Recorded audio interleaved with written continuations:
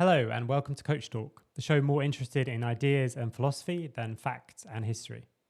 My guest this week is Gevous, the multi-region, multi-championship winning coach who's worked with teams like Red Canids in Brazil, Vitality B in the LFL, and Moviestar Ryders and Heretics in the LVP, where he also won EMEA Masters.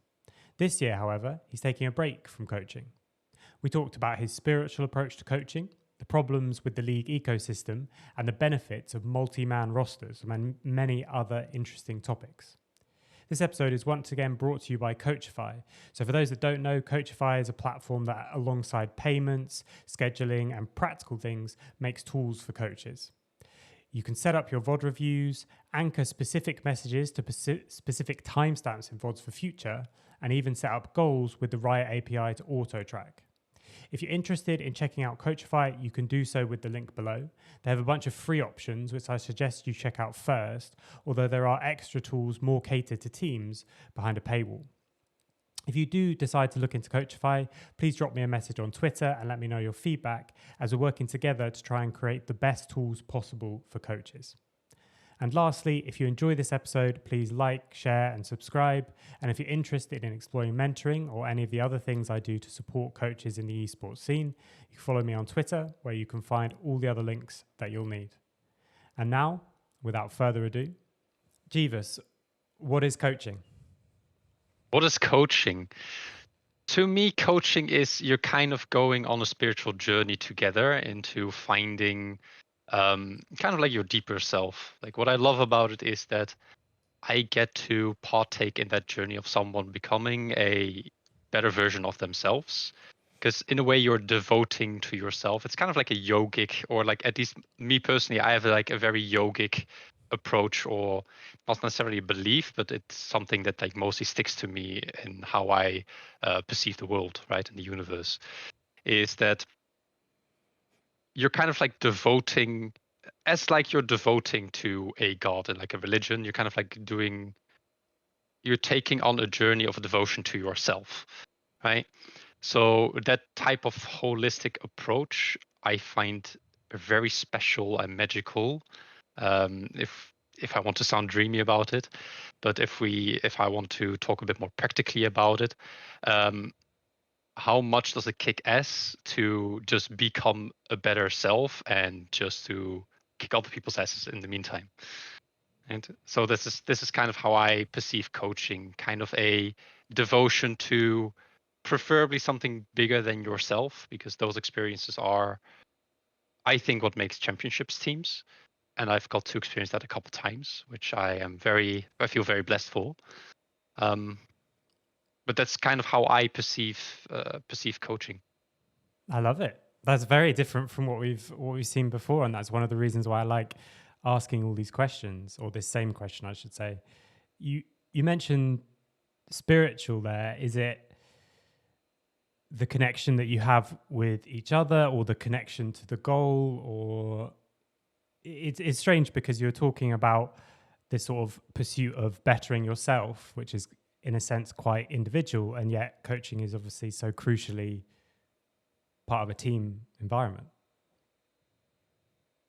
Right. So your question exactly is?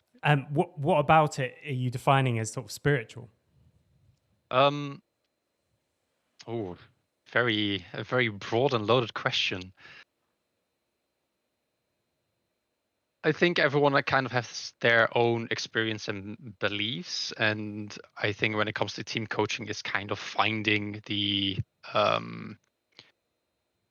common belief, the common goal, kind of like the culture that you're creating within the team. Because when I talk about the self, so kind of like the ego, which can also be either good or bad, but also not about good or bad,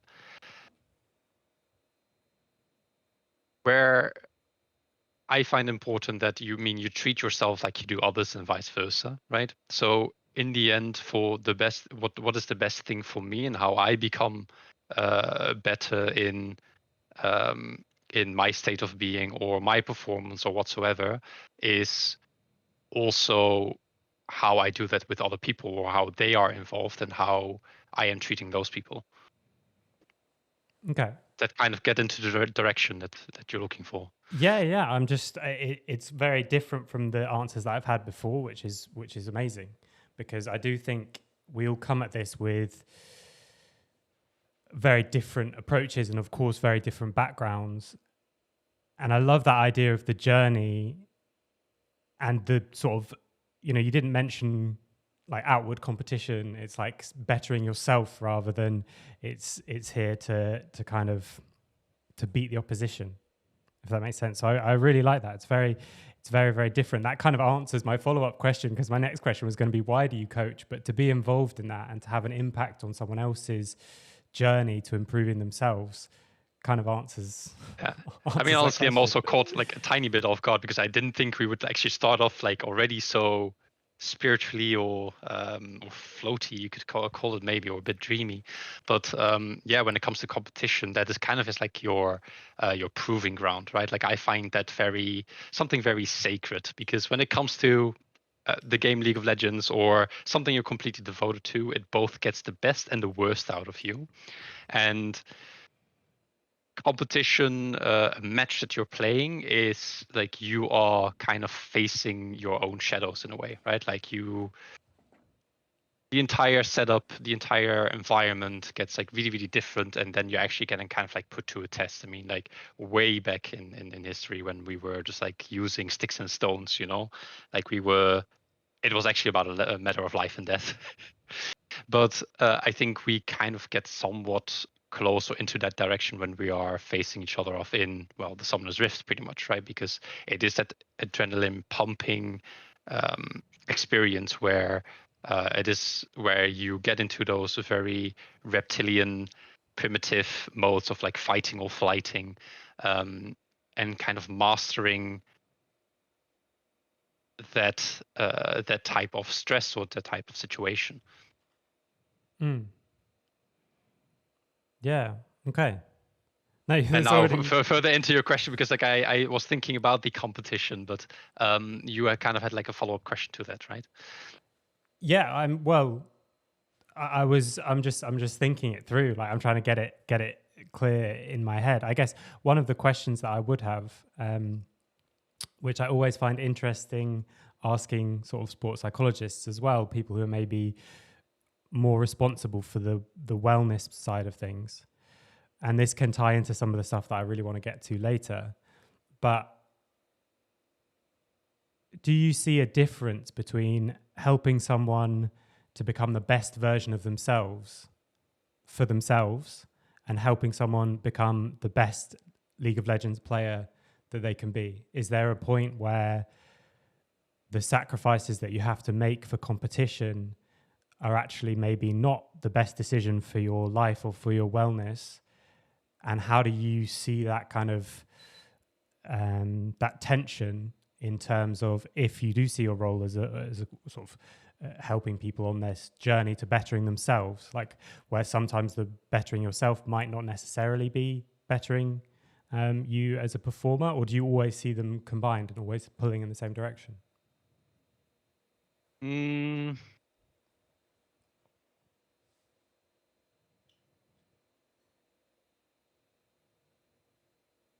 think they're somewhat combined, because when it comes to being like a good team or becoming a good team, it's always, in my experience, a lot about conflict management and finding compromises, right? The best thing, or what is the best thing for me, doesn't necessarily have to be the best thing for like someone else, right? Yet we are currently on that journey together, or in that competition together. So we have to make it work in some way or another. Okay. Then I guess this ties into you've recently taken a step back from coaching and made a post on Twitter, which everyone should absolutely read through. I think it's very you talk about a lot of important things, and I'd like to get to them here as well. But what about the current esports lifestyle is sort of unsustainable for you and for then the wider space after that? Yeah, so you're mostly talking about kind of like the work conditions that I experience? Yeah. I mean, or the simple way to say the question is, why aren't you coaching now, I guess? Yeah. So why I'm not coaching right now is that I mean I was really worked up, somewhat burned out. It's kind of a cycle that repeats itself like over and over again. So after every like 2 3 years of like the hard grind of what it is to do League of Legends coaching or League of Legends competition as like a player coach or whatsoever, right? Like when you're fully devoted. Um, at some point it just gets too much where we don't really get that much time off, or especially if you're succeeding as a team, it gets harder and harder to maintain that same type of intensity, that same type of commitment, because well we're playing or working for like 10 to 12 hours a day for like 6 days a week, sometimes even 7. um, at least my days consist of like six days a week, of just coordinating a team and my staff and doing our own individual responsibilities in order to both do our research, both do like improvement, the planning, the training of the team, right? Individual goals, team goals. There's a lot of things that you have to do, and then I'm also only talking about the performance side of it. Like there's also still media commitments or other type of commitments, like public commitments that you have to do as a team or a player or a coach. So, and if the competition, which like it's not like the entire year you don't have like very solid breaks in between, because well the way that league competition works is like, well, you have an entire season, but that's like split up into 2 or 3 splits. And then in the off season you will also have to do either a lot of preparations, do scouting, do player acquisition, right? Like all these types of responsibilities that even though the competition stops and technically you have holiday or you're free, it's still filled with work. Like there's not really, from the top of my head, like I maybe last year I maybe had like, with the exception of I would say the example of 2022, I think I maybe had like 1 or 2 weeks off that entire week, which was still hard to let go of like your work, because you're thinking about like the future of your team, your own future. um, and kind of the first couple of days, what I usually experience is that you're just constantly tired, you're completely exhausted, because it's the first time you can kind of like let go, like you can mindfully let go of everything for a bit. So that already takes like a week or a bit more just to catch back up on that exhaustion. And then you actually have the resting period that is then cut short because you actually already have to start. And I think the industry only really thrives off the kind of like the anomalies that are able to do this constantly. But for maybe people like me that isn't really able to do this every single year for many, many, many years, it just really sucks. Like, like honestly, like it just really sucks. And I don't know, like we can kind of like fan off into a lot of different topics, like from just this point alone. But just having like how is one expected to be in top performance when the workload is that heavy, where you have to be on constantly, and you cannot really layer your performance or your goals, because the splits are so short, because a regular season is maybe only 2 months and then straight into playoffs. So, and often you have like a new team or a different player, so that player has to be integrated or the team needs to bond. And there's only so much you can do in it's only 2 months, right? Like you can barely improve, like unless you have like a very well coordinated plan, and you have a very good team culture and cohesion, like straight from the get-go. So you have to be really, really smart in how you do it, and then you can maybe get some improvement. But you actually have to immediately perform. Like there's not much room for just to focus on improvement alone, right? Mm. But how is one supposed to perform when, or like keep that intensity or work towards that peak performance if the load is already that heavy? Like it's a bit crooked, if you Mm. ask me. Yeah, I think as well, some of the things you were saying that it almost like the space itself filters for people who can endure this kind of lifestyle, but it also just burns through people. So, the next person steps up, and then the next person steps up, and the next person steps up. And even though there's always X number of coaches, like especially at the bottom end, we do kind of cycle through people. And it's just often something that maybe goes kind of unnoticed, and we don't talk about enough, because oftentimes it's not the people who are at the very top end. It's almost like it looks a little stable there, and then underneath there's just this kind of churning of people who do it for a bit and then can't sustain it, but it's just make way, and the next person kind of comes through. As well, you mentioned, you get a week off, but even then you're just like that. By the end of that week, you've just sort of, the exhaustion has just caught up with you as opposed to actually recovered.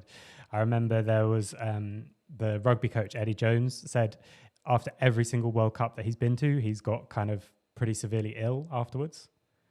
Oh, I have that too. Like I always get ill at the end of like a season. Yeah, so there goes your week. You have your like 2 weeks off, and it's just your body is like finally gets to rest, but then it just hits you with this like accumulated kind of pressure. Do you think that if we assume that we can't change the schedule because we can't control Riot, is there a way for it to be sustainable rather than just either cycling through people or finding people who can somehow manage it, which are just sort of the anomalies? Is there a way for it to be sustainable for most people, do you think? As of right now, I don't really think so. It requires a really big change. And as you said, like, I mean, we couldn't have, like, I mean, to a certain extent, we have influence over Riot, but like when it comes to the decision making of like 2 splits or 3 splits or 4 splits, like, I was heavily against like 3 splits because I think the 2 splits are already like very, very intense. I think the 3 splits only really works like you get a burst of like viewership and interest because like a new competition starts again, right? It kind of just like reflects how modern society is, where our attention span is like a lot shorter, and just the excitement of something new is bigger than the a long effort of let's say like a big project that you're working on that really has like a very big climax at like the end, right? Like kind of like the longer term successes we don't really pursue anymore. But I think it has to be on innovation, honestly, and probably a push from like the bottom layer, because what we kind of have right now when it comes to, let's say you want current esports is like this. It like, because in traditional sports we have like this pyramid, right? Like where you have these like very clear layers that you're like kind of sort of climbing through or going through that process of like you're joining an amateur club, right? Like first for fun, you're getting coached there, then you can promote to like bigger teams or scouted. Like we have like all of these different divisions that is much more professionalized than what we have in esports, right? Of course, that is a result of like a century of like sports development, right? But in league we don't really have that pyramid. We kind of like it kind of like bends like at the top, right? Like we have a very big bottom line, but then it gets like thin very, very fast. So, and under the conditions that we have, like indeed only I think you have a lot of players that, or at least in my experience, there are a lot of players that we see that they're conditioned in a way that they can pursue this, right? Like they are socially not as developed, or there are even some players that have like a form of autism, which makes like a lot of sense because like those types of people are really able to like hard focus on like one thing and just do it, like into the perfection, completely zone out and such things, right? I'm not saying that all players are autists or anything, right? But I'm just saying that those types of people probably actually have bigger success in how the ecosystem works right now, at least when it comes to competition, players, and such things, right? Because we're just playing constantly, and training is not optimized, and because like what training what training captures right now is just playing a lot. We actually don't have that many drills like we have in traditional sports. The tools that we have available, like especially in League, is very, very slim, where we cannot really set up certain scenarios or whatsoever. Like the extent that you can do it is just micro drilling, right? Like just doing certain mechanics or having working on mouse control, camera control, perhaps, or jungle camp kiting. I mean, just something as simple as just last hitting, you know. Like these types of things, like you can do, but for the rest, like not so much. And not that I think that it's like a big issue, but the issue comes where a player is expected to play an X amount of solo queue games per day because you want to keep your ranking, you want to be challenger, right? So your practice matches that you have on your own have decent quality. But solo queue of itself also just sucks. Like it's not a great practice environment, right? Like the only practice that you can get is just like your own individual performance, like your own mechanics, like your own way of like pushing your mechanical boundaries. But that's about it. So to go kind of like back to the questions, like how can we work on that? We mostly have to innovate. We have to get smarter at the way we train. Because what I used to do in both Brazil and with Red Canids and in Ryders in 2018 is players had like individual training plans, right? Like they would do their own micro drills, just have warm ups. Then they get like a specific task that they have to focus on in solo queue, so that they are working on some individual aspects that they then can carry over into scrims. Let's say, right? So we would check like, okay, what is the first thing we kind of like need to work on with you, and how can we have that make sense in terms of your own little training plan, right? Because as we are drilling in football, like we're doing certain dribbles, doing certain setups, etc. We're not really doing this in League of Legends. I mean, I can ask you, like how many players actually do their own warm-up routines in practice tool? Very, very few. And I think the ones that do, it's not necessarily optimized as well, would be the Yeah, the nice way to put it. yeah. So there's a huge unexplored territory that people just, I guess, because every time I try to implement this, like especially like in my recent teams, it's just that like, no, I just prefer to play, or it's like, I don't see how this is useful, or we are just like very easy, and what we just want to do, we just want to play the game. That's it, right? Um, so we're just like live in this very weird landscape where we're just gamers, yet we are top performers at the same time. Like it's really odd. But to change that, it would need like either an internal change in the organization that is like a bit more innovative in the way that they are practicing, or it requires like a bigger push from more teams, how they change the environment or the way competition is held or something like this. But I don't really see that happening anytime in the short term. And probably the best solution I can come up with is see if we can somehow find push from the bottom by working on initiatives that that can create that pyramid instead of like it being like these bended like shapes of like the pyramid into a more like actual triangle pyramid. Yeah, I was talking to someone last week, and we were talking about the fact that in sport there's development rosters and development organizations are like a big thing. You know, it's not just Yep. amateur or professional, everyone's trying to win. There are teams where it's actually, this is the goal, the stated goal, the open goal, and it's just something we don't have in esports at all. I completely agree that I think the future is more focused on individual proper training plans and individual work. But my worry is, and sort of on the flip side, making scrims much more efficient and much more effective, because you're not just playing whatever people do now, 6 a day, or some people do 9 a day, and we're just kind of like adding more. But I guess my worry is, even if you made scrim time more effective, might you get a situation where we just, okay, like I guess what I'm thinking is sort of from an organizational point of view, people are going to have to be very brave to not do as much time as another organization, you know, even if you're doing like this individual stuff alongside it. It reminds me of a story that a friend of mine told. I'll keep everything vague because it's his story, not mine. But he was competing in the LCS a while ago, and they got knocked out in playoffs or something, and he ended up waking up in the middle of the night on like the day after, like the night after, and one of the players was, or maybe even the CEO woke him up, and one of the players was like just spamming the game, like non-stop spamming the game at like 2 a.m. or something, having just been knocked out, just the end of your season.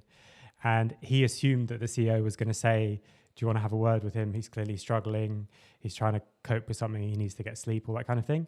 But instead, he was like, what's the problem with all our other players that they've not got this great attitude where like they need to improve and they need to get better? Wait, so he woke him up in the middle of the night just to interrogate him. It's like, what is wrong with the team? Yeah, I mean, this was a while ago, Oh but my it was like, Lord. what is wrong with the team that only one of them is playing solo queue at 2 a.m. when we've just been knocked out? Like they should all be, you know, instantly back on the grind and instantly back on the thing. So when you did this kind of a bit more like individual stuff you're mentioning on Moviestar, did you do that alongside the regular amount of scrims, or were you able to actually get into a situation where it's like, okay, we don't need to do 6 scrims a day or 5 scrims a day because we're going to make our each scrim so much more effective because of all this other stuff we're doing? No, it would be alongside scrims, because like scrims is the best training ground that you can get in current League of Legends, or how it always has been, right? Because it's the closest that we can get to actual matches. But it did mean that we would sacrifice some solo queue time from players just to do individual training on either basically some mechanical stuff, doing positional coaching, just more on like kind of like the studying feedback, and we kind of took away quantity and put it more into quality. And I think this is the kind of like where this like the story that you just told kind of comes together, where we have this culture, or this glorified culture, that the grind and the quantity, just like nonstop working and being on the grind, right? Like we glorify this type of behavior. That, I mean, sure, if you work very hard, if you work a lot, then of course like it will bear fruits. But if you look at how the human brain works and how top performance is achieved and flow state, all of it, that we really get it backwards, right? Like it's not that you just like are playing non-stop. Like your brain is literally not capable of gaining more information or learning more from the input that you're getting by seeing or playing. Sure, you can train muscle memories, because like to my knowledge, like we have like 4 to 6 hours of capacity to learn new things, right? So we can have intensive training for 4 to 6 hours, and that's pretty much it, right?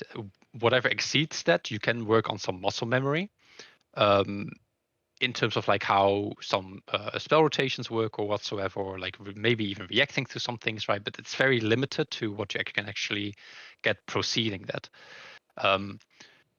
But if we do go over those hours and we do like these very intensive long hour days, it also means that our rest period needs to be longer. Then we literally need to have like 1, 2, 3 days. Well, I mean, 3 days may be a bit excessive, but of absolutely doing nothing, because your brain needs time to process all of the things that you've done over the past days, or the information that you've gotten.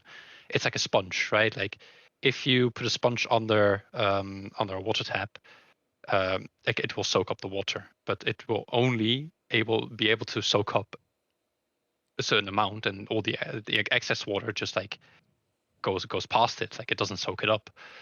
So if we don't have moments to like wring out that sponge, then we're not going to hold the water either, right?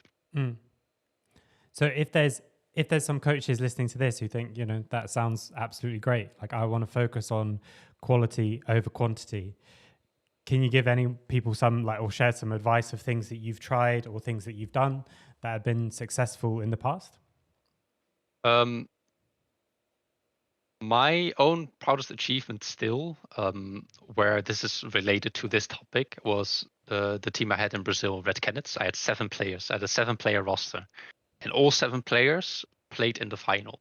I could do 2 setups, so 2 lineups basically. I could do one that was very dominant skill check based gameplay with Yoda and BRTT. And then I had a much more calculated map macro gameplay kind of thing with Tokers and Sassi. And Sassi actually is now a Valorant pro. For some that don't know, Tokers also I think went into Valorant. But the training routine I had with them on a daily basis was that everyone except for Tokers, because Tokers said it didn't really work for him, which I'm fine with, right? Because different things work for different people, right? So it's always trying to find systems that work for that person, because everyone is different, but we also have a lot of similarities, right? But the other 6 players all had their own training plan where they had their own specific, for Monday they were focusing on economy, right? So getting 8 to 10 CS per minute and trying to push that higher and higher and higher, basically based on their based on their performance and how much CS per minute they were able to get. You try to push that goal higher, you're adjusting those goals, right? And then on Tuesday it was very focused. This is kind of paraphrasing things. There were parts of this, but I don't remember exactly what day was for what, but maybe that was for 2 days, the CS 10 CS per minute or whatsoever. Then one's very laning focused, right? Or where they have to use a certain wave manipulation in order to force a summoner or a kill or something like this, right? And so on. So you can do this with kind of many things. You can work with bigger concepts like tempo that you want to bring into kind of scrims, but solo queue can be used for these types of positional training. How can we improve your individual knowledge and skills of your own role, and then when because then you have your sole focus for your micro just on your own solo queue games, and when we are doing the scrims, we're purely focused on the teams, and I don't want to bother doing individual stuff unless it's related to the team stuff, right? Or unless it's it's that big of an obstacle that you have to focus on it, right? It's not that black and white, but it's about the principle of it. So, and then in the team practice, we would have clearly defined goals, 2, 3 maximum. And then reviews would just be based on those 2 or 3 maximum. If there is additional stuff that players have questions about or that they're struggling with, that is for either a different time, or you take them apart and you talk quickly about these. But you want them to have very centered. You want to, because I am a big believer of this, of high focus on quality instead of quantity, and control the intensity of the training. I don't care if you're playing 12 games a day. What I care about is what have you learned? Okay, so cool, you have played 12 games a day. Tell me, what have you learned in the first 3, then the second 3, and then the fourth 3, etc., or the overall 12 games. Tell me, what have you learned, right? What did you get out of those games? And I think a lot of players actually are not focused at all, in the things that they have learned. If there would be, this is an old trick that I always used to do when we were in the same room. For example, in Ryders in the office, player would be complaining about a solo queue game, or they're oh, this fucking guy or whatsoever, right? I would be okay, cool, but what did you learn from the game? I don't care about this other guy, but what did you actually get from the game? What could you do to increase the odds of the outcome, right? And that's, in my opinion, a very important mindset to have, because you cannot win all games. Yeah, you will have inters. Yeah, you will have people agree with you, right? That's just the inevitable. This is part of it. But why waste your time on that when it's a much better spent? And don't get me wrong, venting is good. Having that emotional outburst is get it out of there, right? I think actually a lot of teams could benefit from just having a punching bag or a boxing ball or whatever, in outside of the room, so they can just get their frustrations out. to then like create space in their mind for, okay, now back to like me, what could I do, what have I learned, and all these things, right? And in that routine, so there's just the individual routine and the team routine, and then you still have your start of the week meetings, you have your draft meetings, like basically all the other stuff, right? But fundamentally, when it comes to the skills training, that's just the individual and the team aspect. Separate those very clearly, and set a time limit. Because also what happens when you set a time limit, because so our day would start at 11, for example, and we would end scrims by 8 or 9. And I always said, I don't give a damn what you do after like 8 or 9 o'clock. Like the day is done, day's over, right? Like go do whatever the hell you want to do, just blow off some steam, rest, and today we start the grind again.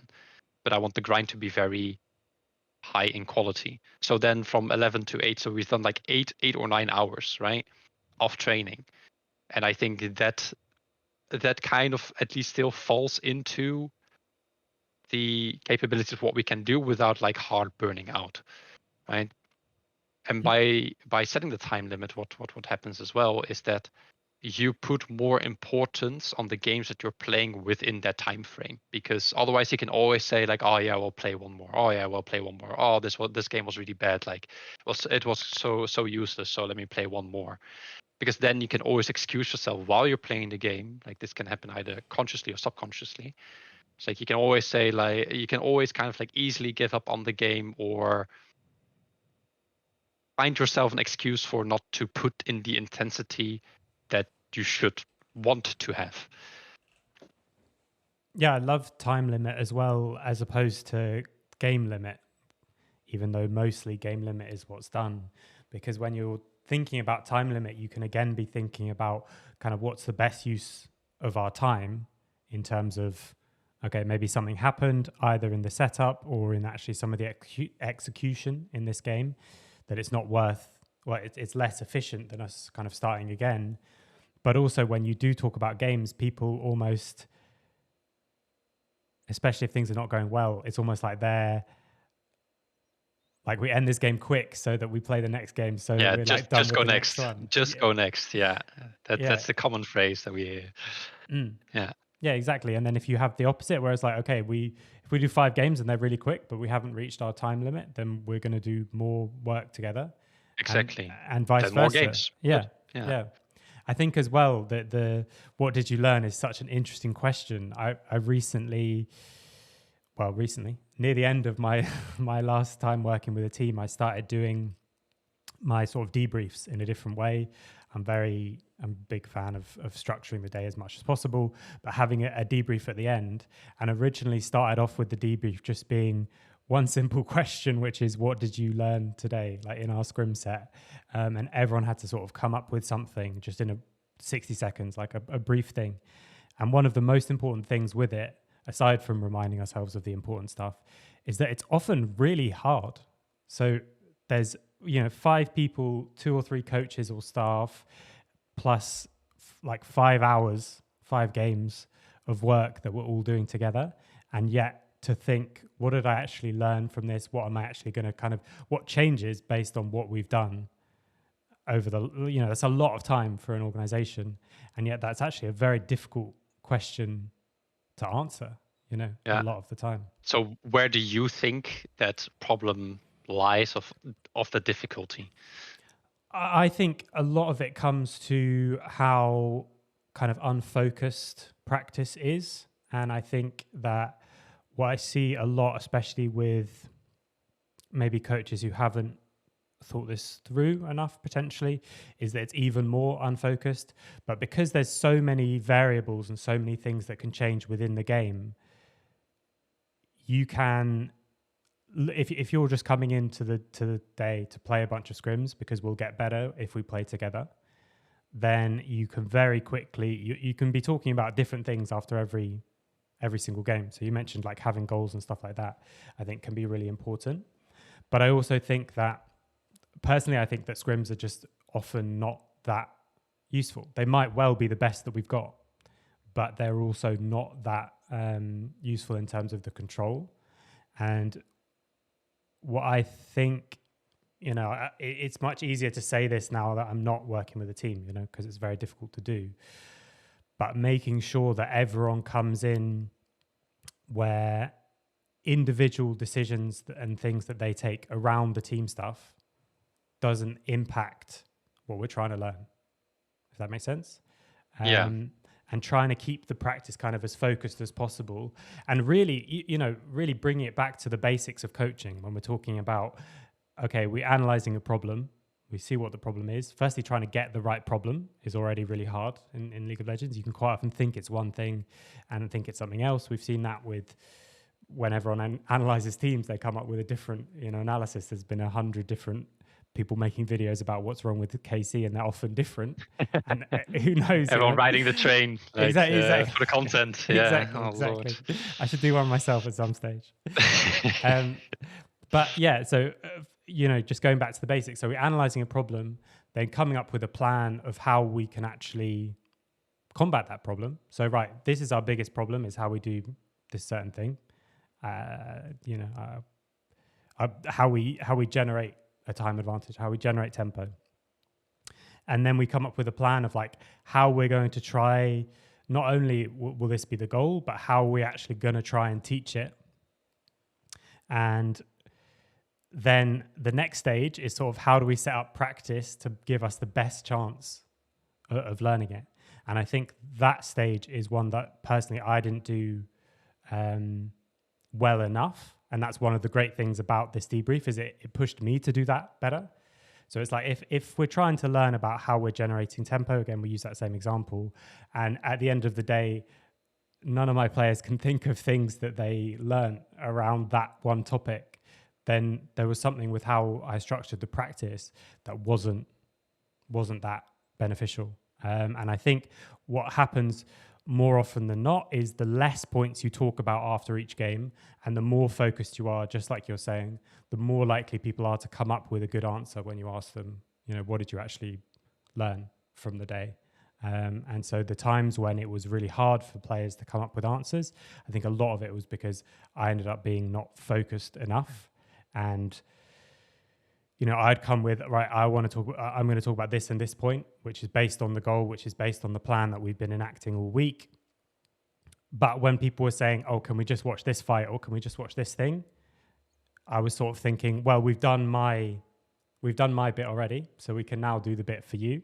And I think there's something in that, but when you were talking about the sponge, it's like that's the opposite of that, Like I'm just adding extra water in because you're asking me to, and so I'm just doing it.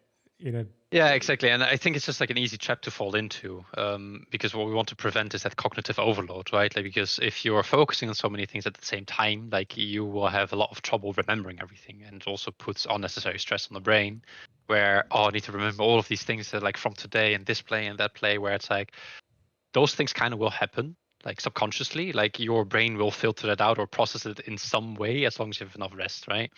Or you have time to like do nothing to process, because that's also not a topic where we're so overloaded with impressions, with like phone, social media, all of these things, that we don't really give our brain like room to breathe and to process things.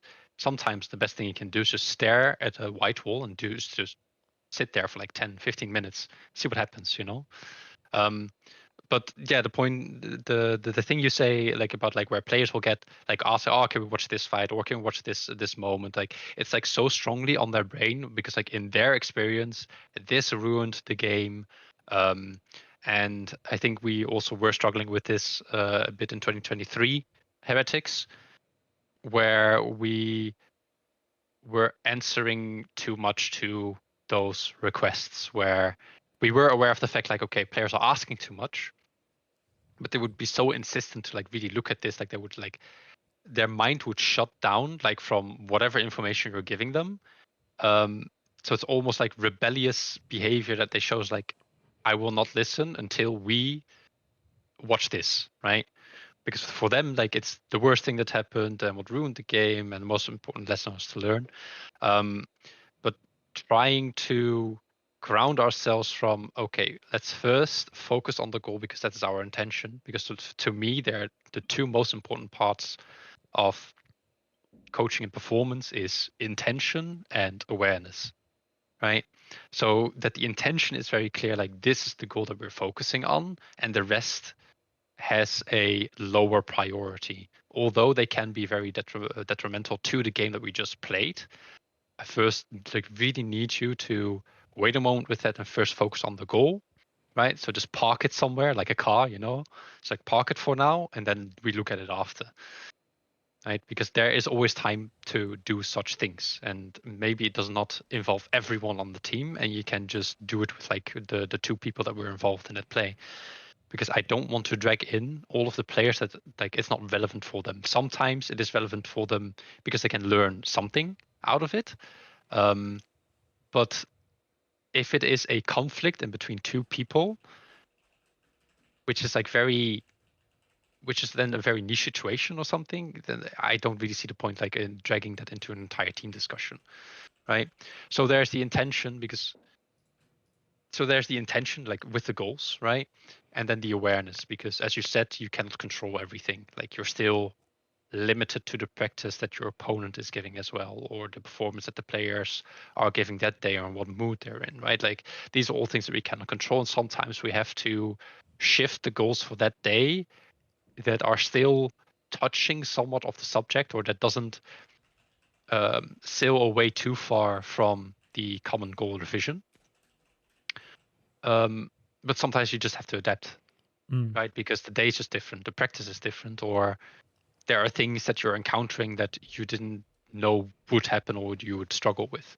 So then you just have to be fully in the present and know like, okay, now we have to shift to this to make it both easier for ourselves and work around it. I think the same kind of happens in draft, where if you have a specific scrim goal, you kind of need to adjust your drafts and scrims around it as well, right? Like in order to meet those conditions, because, well, that is just the highly contextual, nuanced way how the game works, right? It's very deeply strategical and very small things that can determine a bigger outcome, right? But we all want to just win draft and play a good draft, let's say, right? So it's this is also kind of an eternal battle that I think almost happens in every single team. At least I've experienced this, like where it's like, okay, guys, we're not drafting to win, we're drafting for the goal that we're having. And then the 1 or 2 days that we have before the match, we will focus on the drafting for that match in order to win, right? So it's like a different way of doing things. But yeah, either emotions get in the way or ego, and this is then where the conflict management comes in, and that both awareness. But yeah, how I usually would, or the preferred way I have with planting the seed of that intention, the best experiments that I've had in teams is, again, the Ryders example. Like I'll probably use it a lot in 2018, where we would start off with a very small meditation or mindfulness session, right? And then we're mostly focused on kind of like visualization exercises or intention exercises. It's like, okay, first, like basically come back to the present, right? Then what does it mean for you to be an athlete, right? Like, or what athlete do you want to become? What can you do today to get closer to that athlete that you want to become, right? These types of questions to kind of like prime the mind a little bit, or focuses the mind a bit into, okay, these are the things that I want to do today in order to get closer to that image that I have of myself, or what it means to be an athlete, or such things, right? And I think mindfulness is one of the, you don't have to go like full yogic, with yoga meditation or third eye meditation, or I even tried things like focus style meditation like Trataka. But in the end, the mindfulness one is the most important one, I think. Most easy to understand and most easy to apply. But in terms of intention and forming the goals for that day, I think it did a lot for that team, at least. And getting people, it's like you're framing the practice in the right way for it to already, this is the start that will already make it the most productive. And I think that also, a lot of the stuff that we're talking about, it's almost like you have to find a compromise in terms of, you mentioned the players, like, I don't know, holding the situation hostage until we've seen our clip or whatever it might be, most likely unintentionally, not like they try to Sometimes do intentionally, actually often intentionally, to be Okay. honest. But Okay. it does happen. Sadly, it does happen a lot. Yeah. But yeah, I think making sure that we're really, really clear with exactly what we're doing and why we're doing it, I think can be such a good step in the right direction. And I think, you asked me earlier in terms of what I did that led to, ineffective practice whenever it was ineffective. I think one of the things that is really important and one of kind of covers a lot of the stuff that we're talking about here is there were a lot of times where I got caught up during the season kind of maybe doing too much about the practice that's right now and not doing enough about the planning the practice to come, if that makes sense.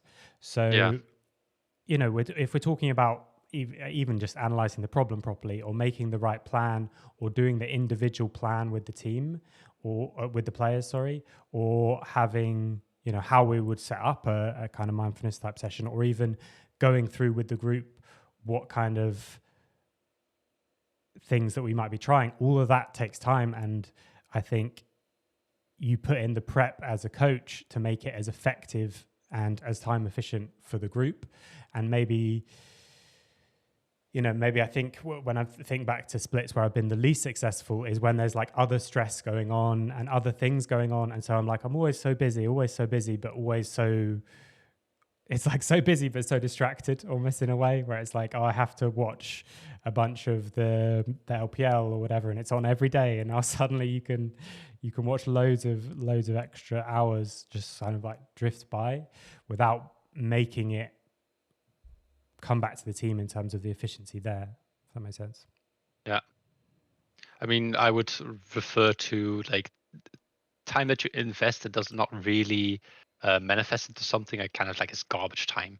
Like it's very easy to do, I feel, because there's so many aspects of just training a League of Legends team, right? Like you have the gameplay, you have the drafting, you have the conflict management, you have the positional coaching, there's so many aspects that I kind of have to take care of. And then outside of that, there are also other things to take care of, like media and logistics and all of these things, right? So it's just really easy to lose that overview and just start frantically working at something. It's like, oh man, like my knowledge of the game is not good enough. I need to start watching like 3 hours of like VODs again, like on a daily basis. But it's like that's such a huge commitment. Where is it really actually helping you? Like, does it really need to happen, right? Or are there other ways to incorporate, let's say, players more to share their view or understanding of the game, like where things can be structured? Because like I'm just like a big believer of like systems and structurizing, like of things that work with the team, right? Like in 2022 in heretics, like the one that we won Superliga with in the European Masters, is like I introduced a playbook, right? Like which is consistent of kind of like a dictionary or trigger terms, like so that we know that these are the terms and what their definition is. Because what I found a lot, like especially when you're gathering new teams together, is they use similar terms, but they have a different understanding of that term, right? Or a different definition. Because well, it's still a young sport or performance industry. So a lot of the things are not like set in stone and what actually their definition is. So speaking the same language is, and especially at the start, very important for me. So that's why I include a kind of like a dictionary of trigger terms, or like what they actually mean, and maybe even kind of like a oh god, what's the term? Kind of like an agreement. There's a different word for agreement, but kind of like the cultural agreement that we have like within the teams, like this is what we aim for, and this is like the standards that we want to live by, right? So that we also have like a commitment to what we're doing, and then a bunch of flowcharts with the step-by-step systems or gameplay that we use, right? At least from a fundamental point of view. Because I mean, I would say the game is not rocket science. Sometimes it is. Sometimes the game is very complex, but in the end, it's not really rocket science, right? Like, and when it comes to things like 2-lane systems, this stuff is like already figured out, right? Like we already know how the game kind of like works and like how it is effective, and kind of like what the very fundamental part of that is, that it's just in a way solved, right? Of course there are exceptions, of course there are ways to bend around it, but in the end, on a very fundamental level, the game works the same, but just mastering the fundamentals is already incredibly difficult. But in that playbook, it just offered a system in the step-by-step process that we do, where everyone also has their own responsibility. And if that person is not fulfilling that responsibility, either someone has to jump in the game itself, but then we can also hold each other accountable for the responsibility that you're not doing, pretty much. Mm. Yeah, I think it's incredibly important. I was actually, this morning I was working with a client and talking about that, and that exact thing of sort of defining terms. And he's working, even if you're working with people who are really experienced, and everyone has a kind of idea of what this term might mean, and in practice, our definitions might be similar enough that it doesn't matter in 8 times out of 10 or 9 times out of 10. But then when you actually start to talk about it, and you actually start to sort of burrow down about what we really mean, you find that we're actually not on the same page at all. We're using the same word, but we're not meaning the same thing. So it doesn't matter that it's the same It's sound. kind of like talking about God, but your God is different than from mine. Yeah, Something exactly. like this. Yeah, exactly. And it's really, really important. And the same thing happens with culture stuff all the time, where let's all agree that we're going to be respectful. But what respect means to you and what it means to me might not be the same at all. And I just think, one of the things that I talk a lot about with the coaches that I'm working with is being aware of the sort of tools that you're using, and making a differentiation between, I would call, like a vertical style of coaching, sort of, top down, a bit more, dictatorial is another word for it, and then horizontal. And what you're talking about there is using the knowledge that the players have to still get some sort of structure to the game. It's my personal approach, but I also think it's incredibly, incredibly useful, where you can get, okay, this is how we're all going to approach Herald, or this is how we're going to play 2 lanes. And that can be, you can get the standard in a very horizontal way, where you're just asking the right questions and you're really like probing to the bottom of everyone's knowledge, and you can come up with something together that's much better than you could just enforce from the outside. But then, like, okay, once we all agree, let's codify it somehow, putting it in a playbook. And then from there, you can be a lot more, the way it's sort of enforced is a bit more vertical, because it's obvious now, because we've said this is what we're going to do. This is how we're going to play two waves, and these are the steps, and we didn't do some of these steps. Therefore, we can like look at it, and it starts to maybe not simplify the game, but at least simplify your approach to it. And again, it makes everything we're talking about easier. It makes the analysis part easier. It makes the plan of how we're going to get better at it easier. Like, it makes everything easier at every stage. Yeah, so I'm curious, like, what your experience with that is, like, implementing such systems, right? Because you will have different types of players that like either think like very black and white, or like are very gray, right? Like they're very open, or like much more flexible, and other people are much more step by step and following rules and such things, right? So when it comes to, because when you're creating such a system or like a playbook like mine, right? Like, is that you're putting it a bit more in black and white terms, but it doesn't have to be black and white, right? But and then sometimes the conflict happens. It's like, oh yeah, but there are always exceptions, or for this play that doesn't work. It's like, yes, that is correct, but you have to simply look at it in a way. This is kind of like your how can you describe it? These safety grips that the climbers have, right? So this is something you can always fall back to in case you do slip, in case you do make a mistake. You have that safety grip attached, right? So you can always just go back to this. And because how are we supposed to paint on a canvas, right? Like, how can we make gray if we do not have black and white, right? Like, you can paint the picture however you want it. It's just we first need to define the colors so that we understand what the colors fundamentally do, and then we can actually, and if that understanding, if we get very good at painting in black and white, then we can develop further into how we can use all of these different shades of white, black, or gray. I think it's a very good point. I think as well, the risk of being too structured in terms of the game can also stifle the creativity, which is such an important part of it. So what I like to do, although it's never been, I'm not going to claim that I've ever done this perfectly or anything like that. What I like to do, I have a specific approach to the game and what I value the most. So that, of course, shades everything. And I first want to get on the same page around that. And then, I mean, so I can even say, so I'm so used to like censoring myself because as if I'm still coaching with a team. So yeah, for me, time is the most valuable resource that we play for. Everything that we're doing is generating time or using time, basically. Just tempo game in chess, basically. That's how exactly. I view it as well. Yeah. Yeah. So that firstly is a good thing to kind of start off with, that then can color everything that we're doing. And the other thing, talking about chess that I like to talk about is the difference between tactics and strategy, which is something I've started talking about only in the last few years of my coaching. But the more I talked about it, the more important it became. And since stopping coaching, I would now go back and do it and put even more emphasis on it. And so if we just take, I'll do the very quick thing for people who aren't interested in chess. Tactics is a forcing move or a series of forcing moves based on the current state of the game. And strategy is moves based on the future state that we're trying to achieve. And what I would always try to do with teams is that tactics can be much more regimented, whereas strategy, it has a regimented approach, but the outcome is a lot more vague.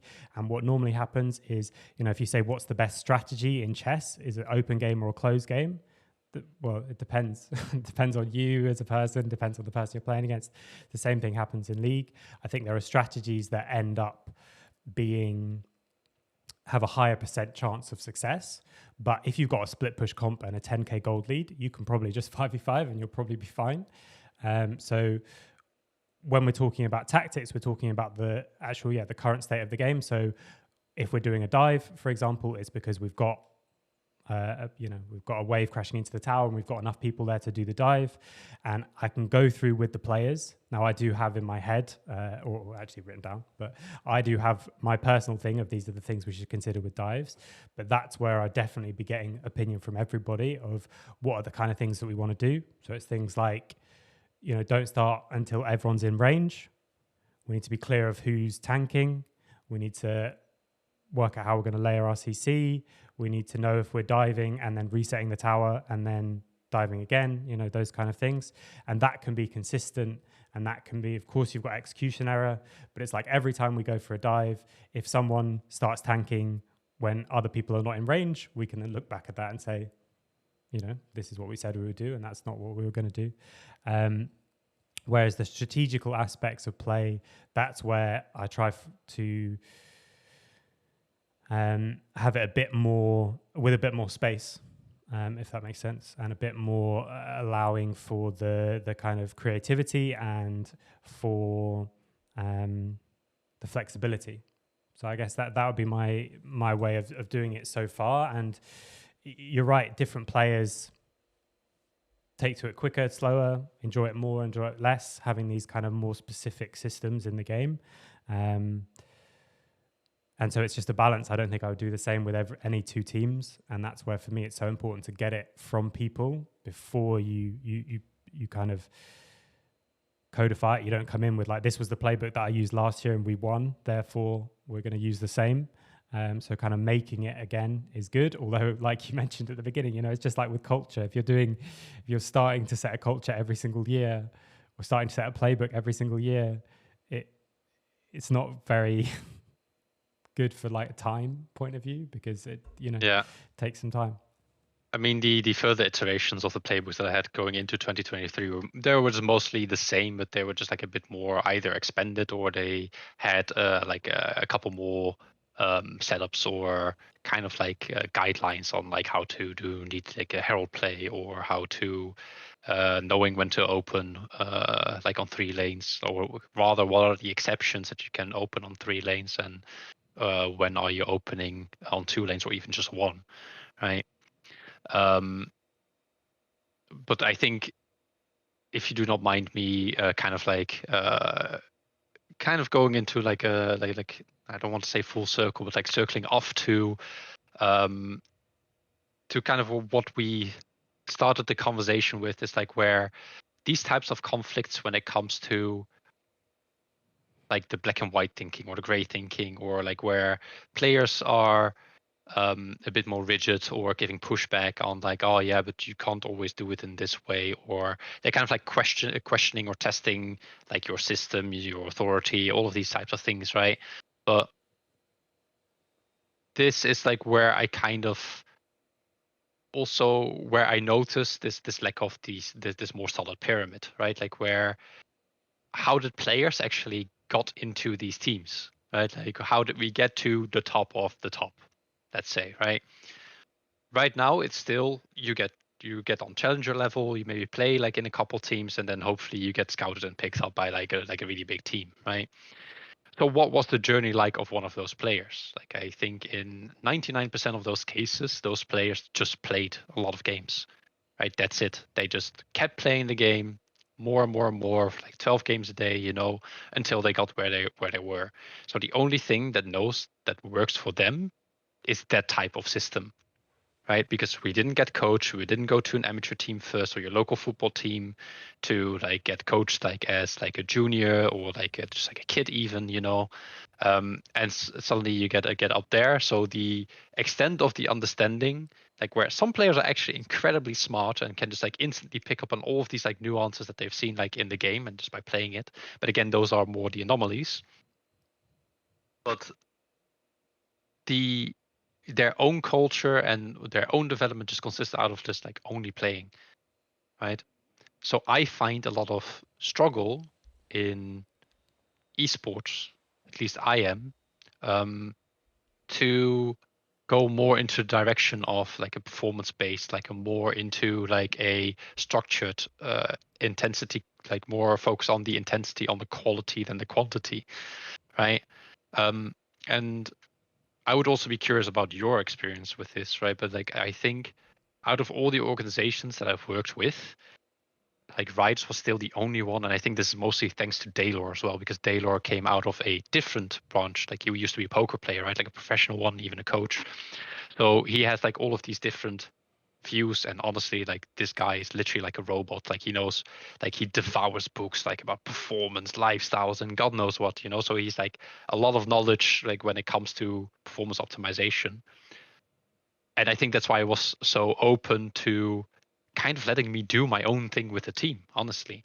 Where before I heard like he was a bit more, controlling. Like don't want to say he was a control freak, but he was like a lot more, from what I've heard at least, like maybe to other coaches, he was a lot more on top of it, right? Like, but to me, it was like he gave me just complete freedom to do what I wanted, because maybe he noticed that the way I work is also a lot more about performance optimization than it is about just playing the game, right?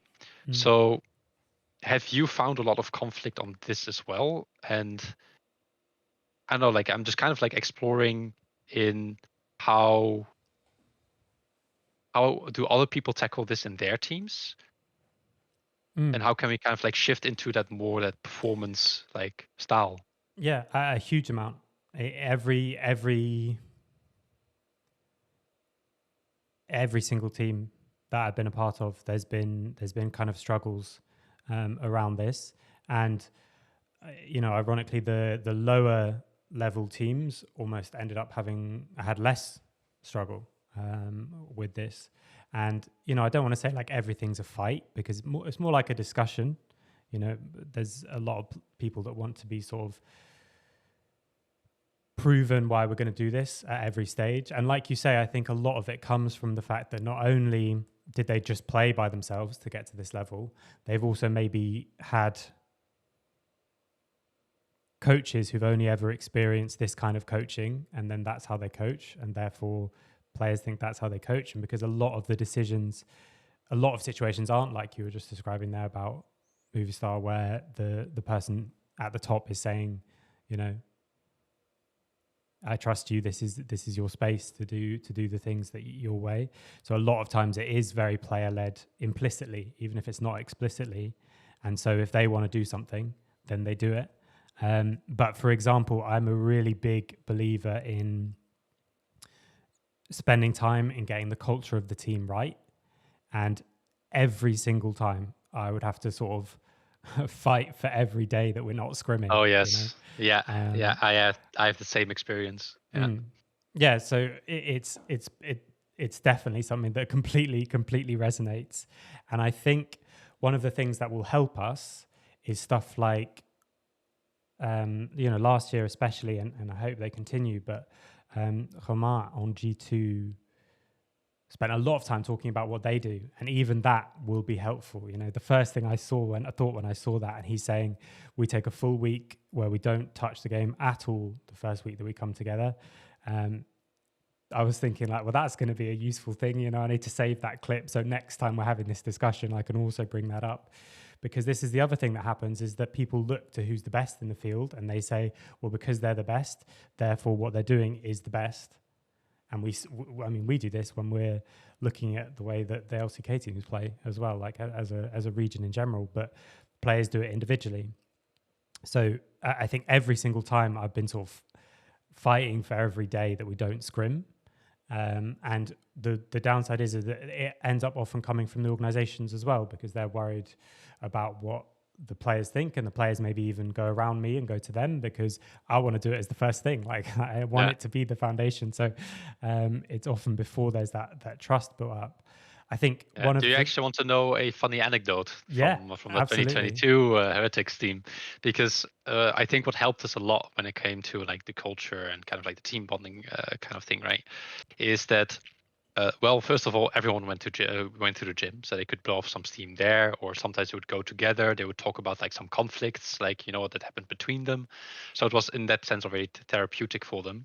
But when, for example, going into 2023, where Whiten and Jack Spectra were not in our team anymore, the occasional chats that we would have, like either in a team group or like someone one-to-one, the thing that they missed the most about the team was going for shisha together. Like, because often, like after the competition ended, or we're done, or like we had this like very frustrating situation either internally or like some other bullshit that we had to deal with, right? Like we're like, okay, guys, let's go for a bit of shisha, let's just actually get out of the house, right? And it's just so funny to me that is the thing that they actually missed the most, like these shisha moments, like, and people were actually really looking forward to those, because there we would just like talk about life, right? Like we would just like be there, or we would talk about still things about the game or the certain processes that we were doing. But you're getting into this very say vulnerable kind of like environment, kind of like like in the open. And what I find so funny about that is that it's not about like how they played the game together, or where players even consider like, oh, like, yeah, it's a waste of time, just play more games, right? Like such things. First of all, they missed the shisha the most. And second, I think it was actually key to, I think, that and the gym to our success, actually. Of course, also the systems and the way we were operating in the team and how at that time our culture was, I think, just made everything bloom together, right? But it's just so ironic to me that is like, that kind of is the difference from the teams that I've won with and the teams that didn't like have that or were not winning. I mean, I think that's the most important thing almost about being in person. We quite often, I spent the last team that I was in wasn't in person. It was supposed to be, and then it didn't work in the end. So we went back to online, and I think there's this perception that we should be in person so that we can like scrim together, or so that we can get more from the VOD reviews together or something. And, you know, maybe when we're all standing there and we're around a computer or around a, you know, big screen, maybe that is slightly better. But the thing for me that's important about being in person is all those tiny unplanned moments where you're just getting food and someone else is grabbing food and you end up having a little discussion. Or like you say, we're all going to the gym, and while we're in the gym, we're just chatting about things. And those little moments end up being the most important to like bring us together. And yeah, I think that's the part that is the most valuable from kind of being in the same space. Yeah, it also kind of makes us human, and I think that is actually very important to stay humble and to kind of like stay the closest to ourselves.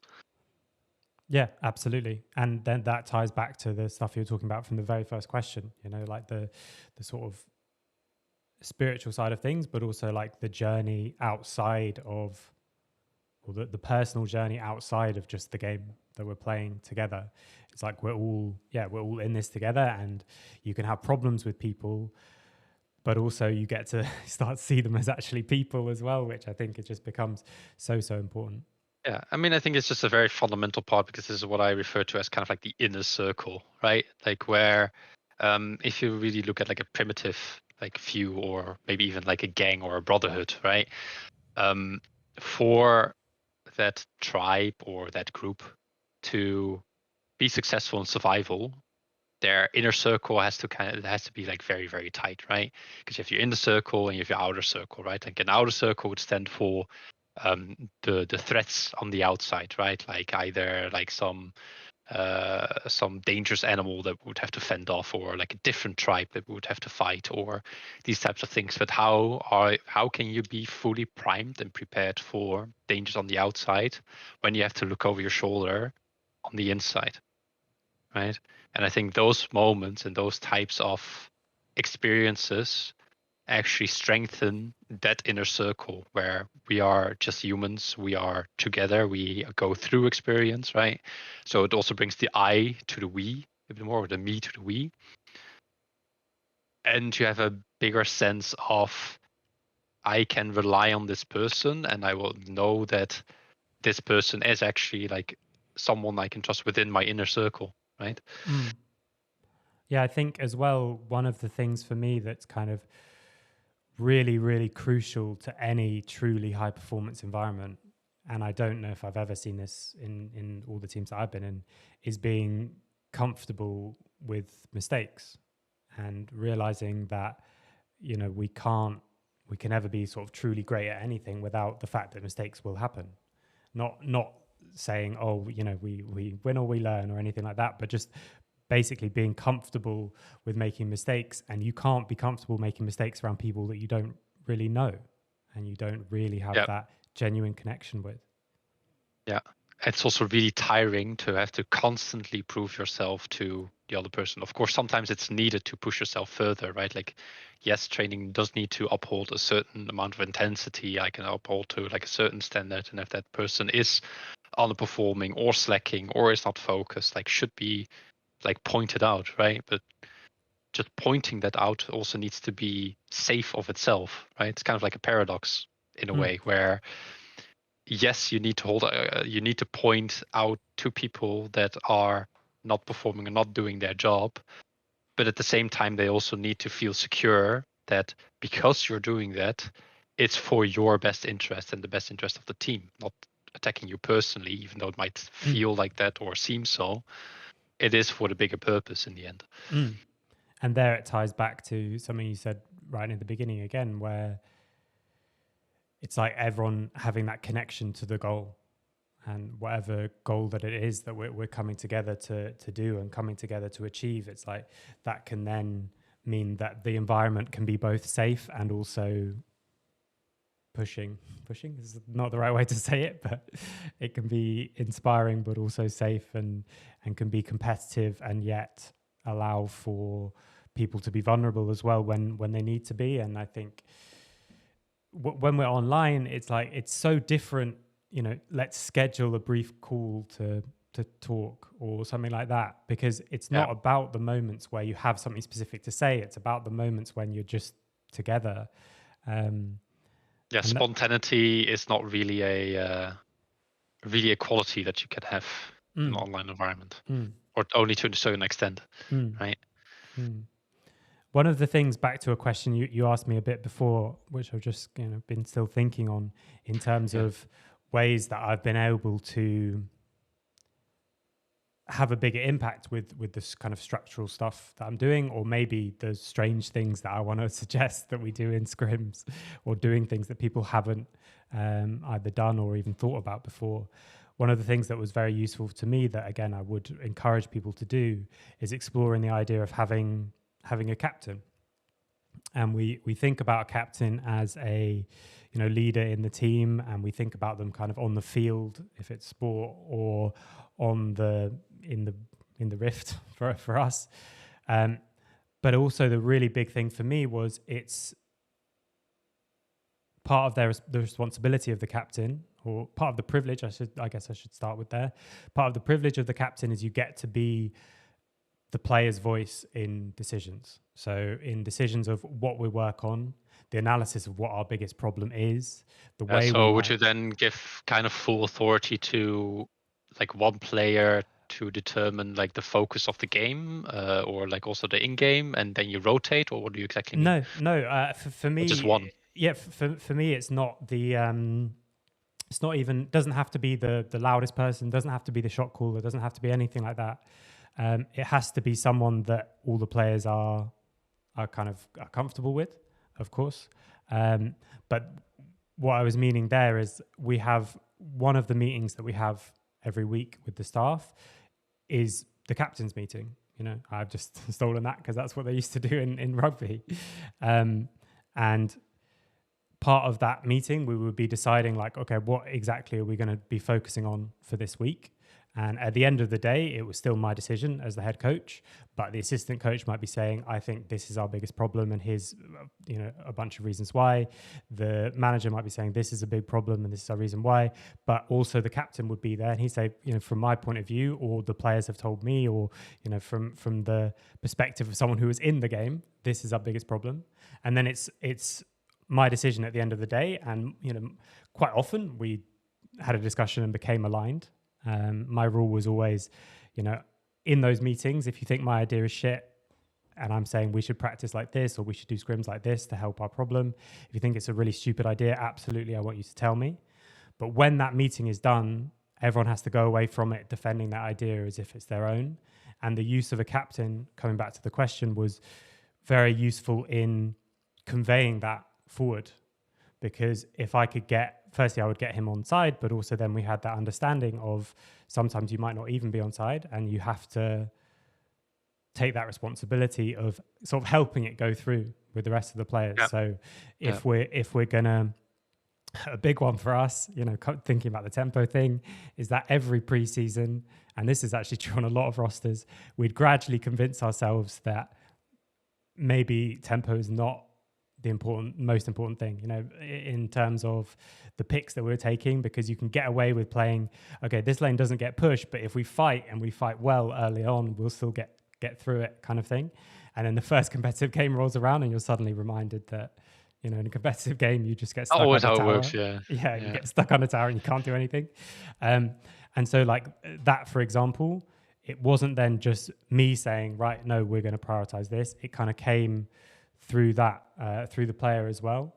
But of course, it's not that every roster can have a person on it that's going to be appropriate with.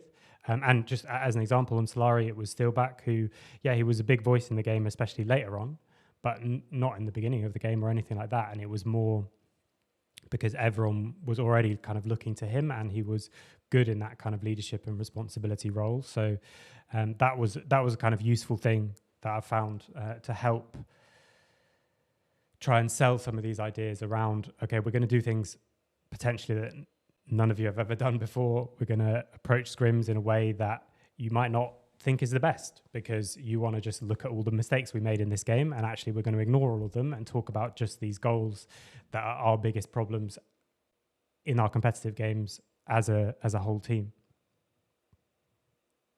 Yeah. So one of the things you mentioned in your post, you mentioned that Moviestar Ryders setup was, really, really good, just for you and in general. You mentioned before about the fact that from the management or from the person in charge, you got kind of the space and the trust to do what you saw was best. Is there other things that come to mind that made it so good or so unique in the spaces that you've experienced? Hmm. I mean, honestly, I think Riders was one of the few organizations where I felt they truly cared about the people that were working there, right? Because which is not a surprise, but in most organizations, especially when we live in a landscape, at least in esports, where short-term successes are more worthwhile to pursue because splits are short and just the way like how everything is set up, right? Um, and how much you're gaining, like in terms of like overall value, from just like winning in the short term or trying to do everything possible. But I felt Riders was a lot more, in a way, wholesome and a lot more caring about the well-being because like yeah they're like of course that we are here to perform and we want to achieve things, but priority number one was always your health and well-being. So they actually showed genuine care, and I don't think I can say that about a lot of other organizations. Like, I mean, they might say they do, but it's one thing to say to do it than actually to do it, right? It reminds me of that talk he had with Duke, like that I listened to, which was a very interesting conversation as well, like around like about like how in a similar way players they say that they want to be the best, or like in terms of like a public image, like they are very motivated to become the best, but saying it is one thing, but doing it is a completely different thing because it requires like sacrifice, um, doing the things that you will not like to do, right? Like I think this is, I guess, the biggest problem humankind in general has, but especially players, where you will have to want to pursue uncomfort, right? Like in order to train willpower, tenacity, and actually become the best. But in a similar fashion, where writers actually did care about you, they didn't only say, but they actually did. So because Mm. um, when Cyrus fell ill, because like this was the problem that we had in the entire split, where Cyrus was having terrible stomach pain. Honestly, I do not know how he was able to perform or manage it like through training. Like I don't know, like he must have had tremendous tenacity and willpower because he was in agony. Like every single day he was in such an agony. Yet he was sitting there in the room practicing and committed like no other, because like Cyrus especially was like the oldest member of the group, and I think he's even older than me, and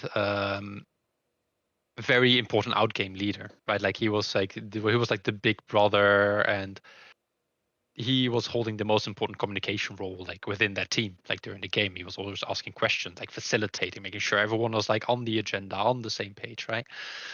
But he was in such tremendous pain, and riders went out of their way to try and really figure out what the fuck is wrong with you, right? Like, so they went to many different doctors, like in Spain, like hospitals, private doctors.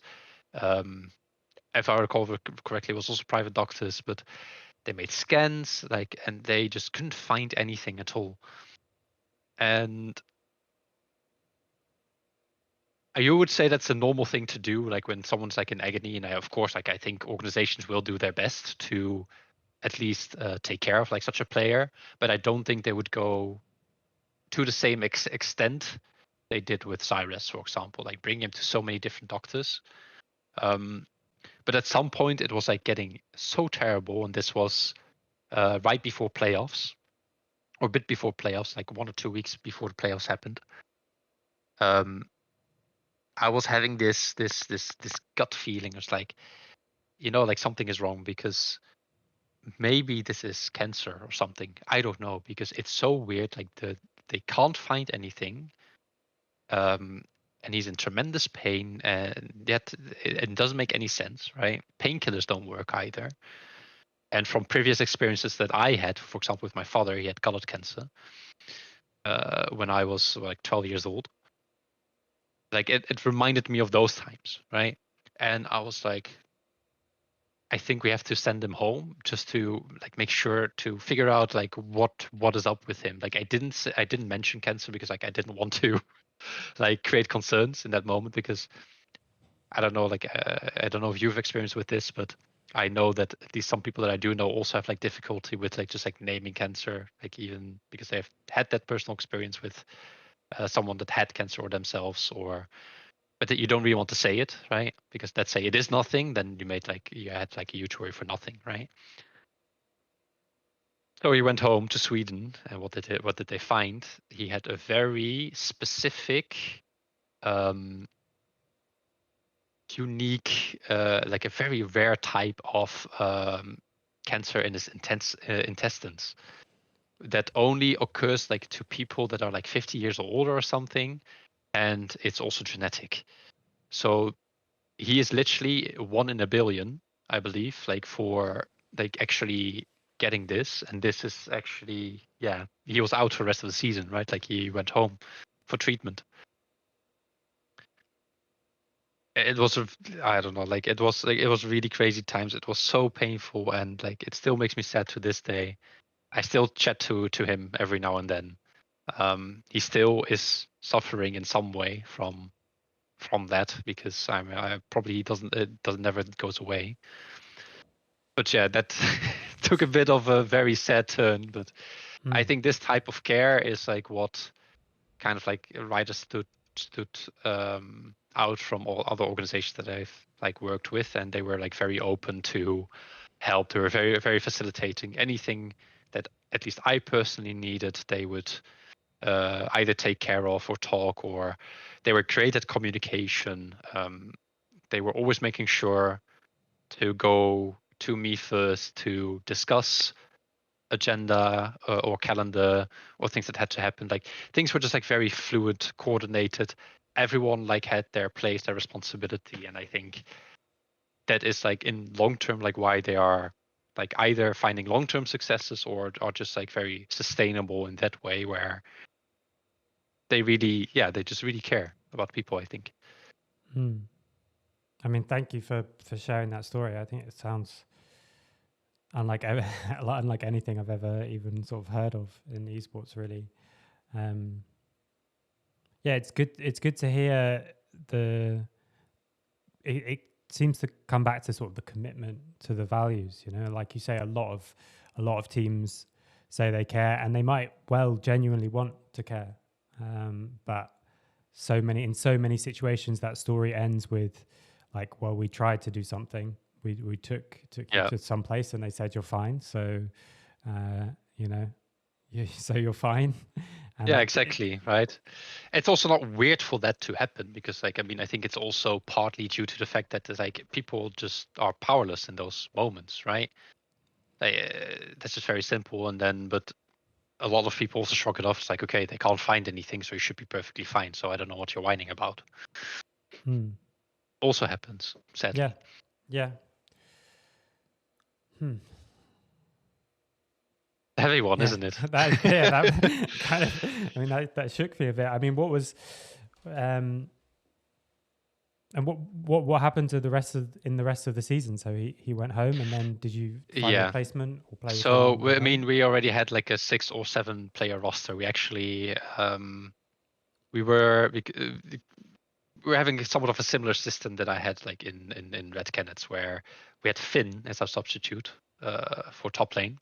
And he was, I mean, I think back then he was like 16 years old, you know, like he was like very young, or maybe a bit older, like maybe 18, something like this. But we were already developing him, of course, like within the team. He would play some scrim games, like 1 or 2, like per day, or maybe a bit later in the season, right? Like we would shake things up. And also, actually, this is something I forgot to mention as well. On the Red Canids team, is everyone got playing time in scrims, and the people that were not playing are then kind of a a positional coach for that role. Like they're paying attention to that player, they're learning from that player. Like they need to like kind of feed off of each other and contest each other in that way in order to become better themselves, right? Because I think this would be another topic, but I think why academy systems just have not worked like in the past so far is because if you would do internal scrims like 10 men, people would, or from what I've heard, like I don't have this personal experience with 10 men roster because I do not know. But from 10 men rosters, like internal training, is that let's say the LEC team would on purpose somewhat sabotage scrim games because then they could kind of give like a confirmation bias of like, oh yeah, this practice is useless, or there is like no chance for the academy player to prove themselves like to the guy in the main team, and for the guy in the main team to be contested, right? Like, and this is like a cultural problem, or is it cultural? I don't really know what name to give this, but like it's just like a problem that occurs where these are kind of reality checks, like where this is needed for you to become better. Like they don't have the understanding, or they're not willing to have that player contest them so they can become better themselves, right? Like we want to prevent this to protect our own jobs, basically, right? But going back to what I was talking about, like within the Ryders, so like he would get like scrim time, right? Same thing for Shadow, that ended up playing in Splice Mad Lions. I don't know if they already renamed to Mad Lions or merged with Mad Lions, I should say. But he's now still playing in LPO, I believe. He was in NRP like last year, I think. But I don't know where he's playing right now. But we also had Shadow, but like we had this weird situation going on with his nationality because he was a Chinese Italian, but he didn't have like an Italian passport because he was underaged, right? So we couldn't really make a visa work for him or anything. So like we couldn't actually officially field him. We still held on to him in the team just to help him develop, but we could never actually make practical use of him technically, right? But yeah, so we already had Finn prepared like in the back end because Zyrus is a very low resource top laner that is like a very great communicational leader that keeps everyone on the same page, and I was always asking the right questions during the game in order to develop plans. And he was just like a weak side king. There we go. Right, he was very good. And we also had the occasional cinched trap card when it was Orn meta, where cinched was some players could play cinched in order to counter that matchup. But yeah. So Finn had to fill his shoes. Finn was a full rookie, had very little experience. I mean, he did play in EMEA Masters before that when NIP actually had a Scandinavian team, I believe. But yeah, like he really looked up to Zyrus. He was very nervous. It was the semifinals against Mad Lions as well, where the series went to 2-3. Where third game was actually in a winning condition. Oh, sorry, fifth game was in a winning condition for us, but then we messed up. Syncroft lost a lot of focus and energy, and backstage there were just like too many people because there was Daylor, there was a psychologist, there were two coaches, so me and Chandro. There was like too many things going on, right? And like dynamics shifted as well, like with like so many people being there. Everyone wanted to kind of like influence the team like out of goodwill, but in the end what it did is like it put way too much load like cognitively on players.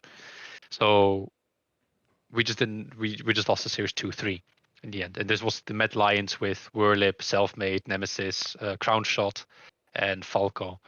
So like a lot of big names that we see. So sometimes we talk a bit jokingly what would happen if Zyrus did not like follow this fate, right? And if he would dare, like, because we were at that time the regular season champions, and we were going toe to toe with Mad Lions with a substitute, right? So then it's like, oh, imagine what would have happened, because that Mad Lions ended up winning the Superliga and EU Masters, and all of those players went into LEC, right? Like very successful careers in the end. I mean, for Nemesis, like, I mean, that's apparently controversial topic, but yeah, even Crown Shot actually in that case. But BDS is doing well, but yeah, I cannot tell basically, right? But we talk about that sometimes. So it's like, what would have happened, like if that didn't happen? Yeah, I mean it's really interesting to hear you having success with these like multi-man rosters because as you were talking before, that's one of the things that I think would be very interesting to talk about. And a lot of the reasons that I've seen them fail are kind of similar to the things that we've discussed before. So when we first joined the LEC, I was coaching in Excel beforehand and helped write the application. And a big part of it was to try and do like 10 mans together and really use our academy team as much as possible. But what happened, unfortunately, is that when actually things started, someone else was brought in to run things, and they did not want to do the 10-man roster, despite saying for a little while that they did. And so just like with all these other things, like let's do something slightly different in scrims, as soon as the players in the LEC said we don't want to have a 10-man roster, it just kind of fell away.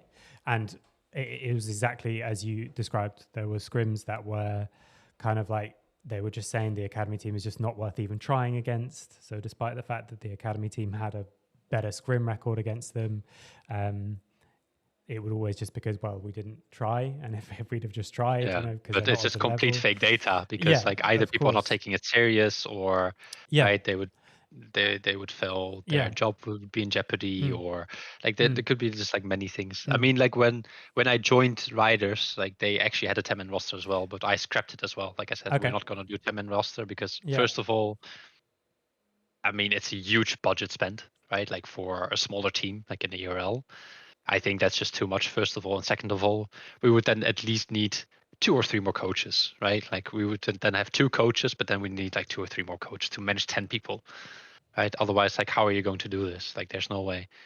Like I already struggle sometimes to manage my own team with 1 additional coach. So then we have 2 coaches and an analyst, basically, right? Just managing a 5-player roster. So imagine managing a 10-player roster that also everyone has their own needs, right? Because like you also need to take care of the needs of the player specifically, and then you need to do that times 10. Like I think it definitely is the future, right? Because that's how we do it in traditional sport. But I think it takes longer time. I think the way that Korea does it and LPL does it, I mean, of course, like they are just much bigger. They do have the funding. They do have the kind of like the infrastructure, probably. I mean, I don't have personal experience, but again, this is anecdotal evidence for me because things I hear and see. But yeah, like we just don't have this in the Western world because our culture is very different in that sense, both for good and for bad, I guess. But we have this weird problem with 10-man rosters or academy rosters where we just kind of like refuse to adopt it. I mean, for me, it's really tied into all the stuff that we've been talking about. Yeah. Because if the only thing that you think of as practicing is we just play scrims and we play these scrims as if we're going to win, then there isn't really an advantage in a lot of cases of having extra players. There can be for the things like putting pressure on people, and hopefully, if you've done it well, but you can't do this quickly, I don't think. You've also got some flexibility, like you were saying, in terms of the types of champions or even the type of team that we can make by moving things around. But the main thing for me that I see as a benefit is you get a lot more control of the practice environment. But if we're not using our control of the practice environment to make practice more efficient, then it's not worth it, like, so if we're just playing against our academy team like we would play against any other team, then there's no point. Then I can understand. And then it becomes like, well, it's good for the academy players, better for the academy players than the LEC players, because it's better scrims than they're not used to and worse scrims than the LEC team is used to. And that's why I can completely understand why it sort of falls apart. But we didn't. Yeah, but that's an investment. And I think that's always the problem I have. It's like, of course, for the first day or the first week or 2, like, that might be the case. But if you give it time and you're willing to invest, like you're possibly getting so much value out of it. But that means, again, then we also come to the problem of splits being very short. You don't have much time to improve. Are you willing to invest 2 weeks, let's say, right, into involving your academy roster, so a 10-man roster for internal practice, on a split that maybe lasts 2 months? Right? Like what is it? That's like a quarter, right? It's like a quarter of your time on that split.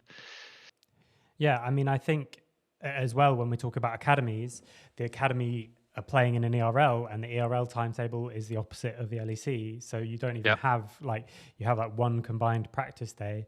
I think, to be honest, of course the resources make this very difficult, but the way for it to work much better would be, 10 people in the same. And again, I don't think 10 is some magic number, although it can be. Again, it gives you control of the practice. Yeah, let's do 15 or 20. Sounds a lot better. Yeah, let's just have loads of players.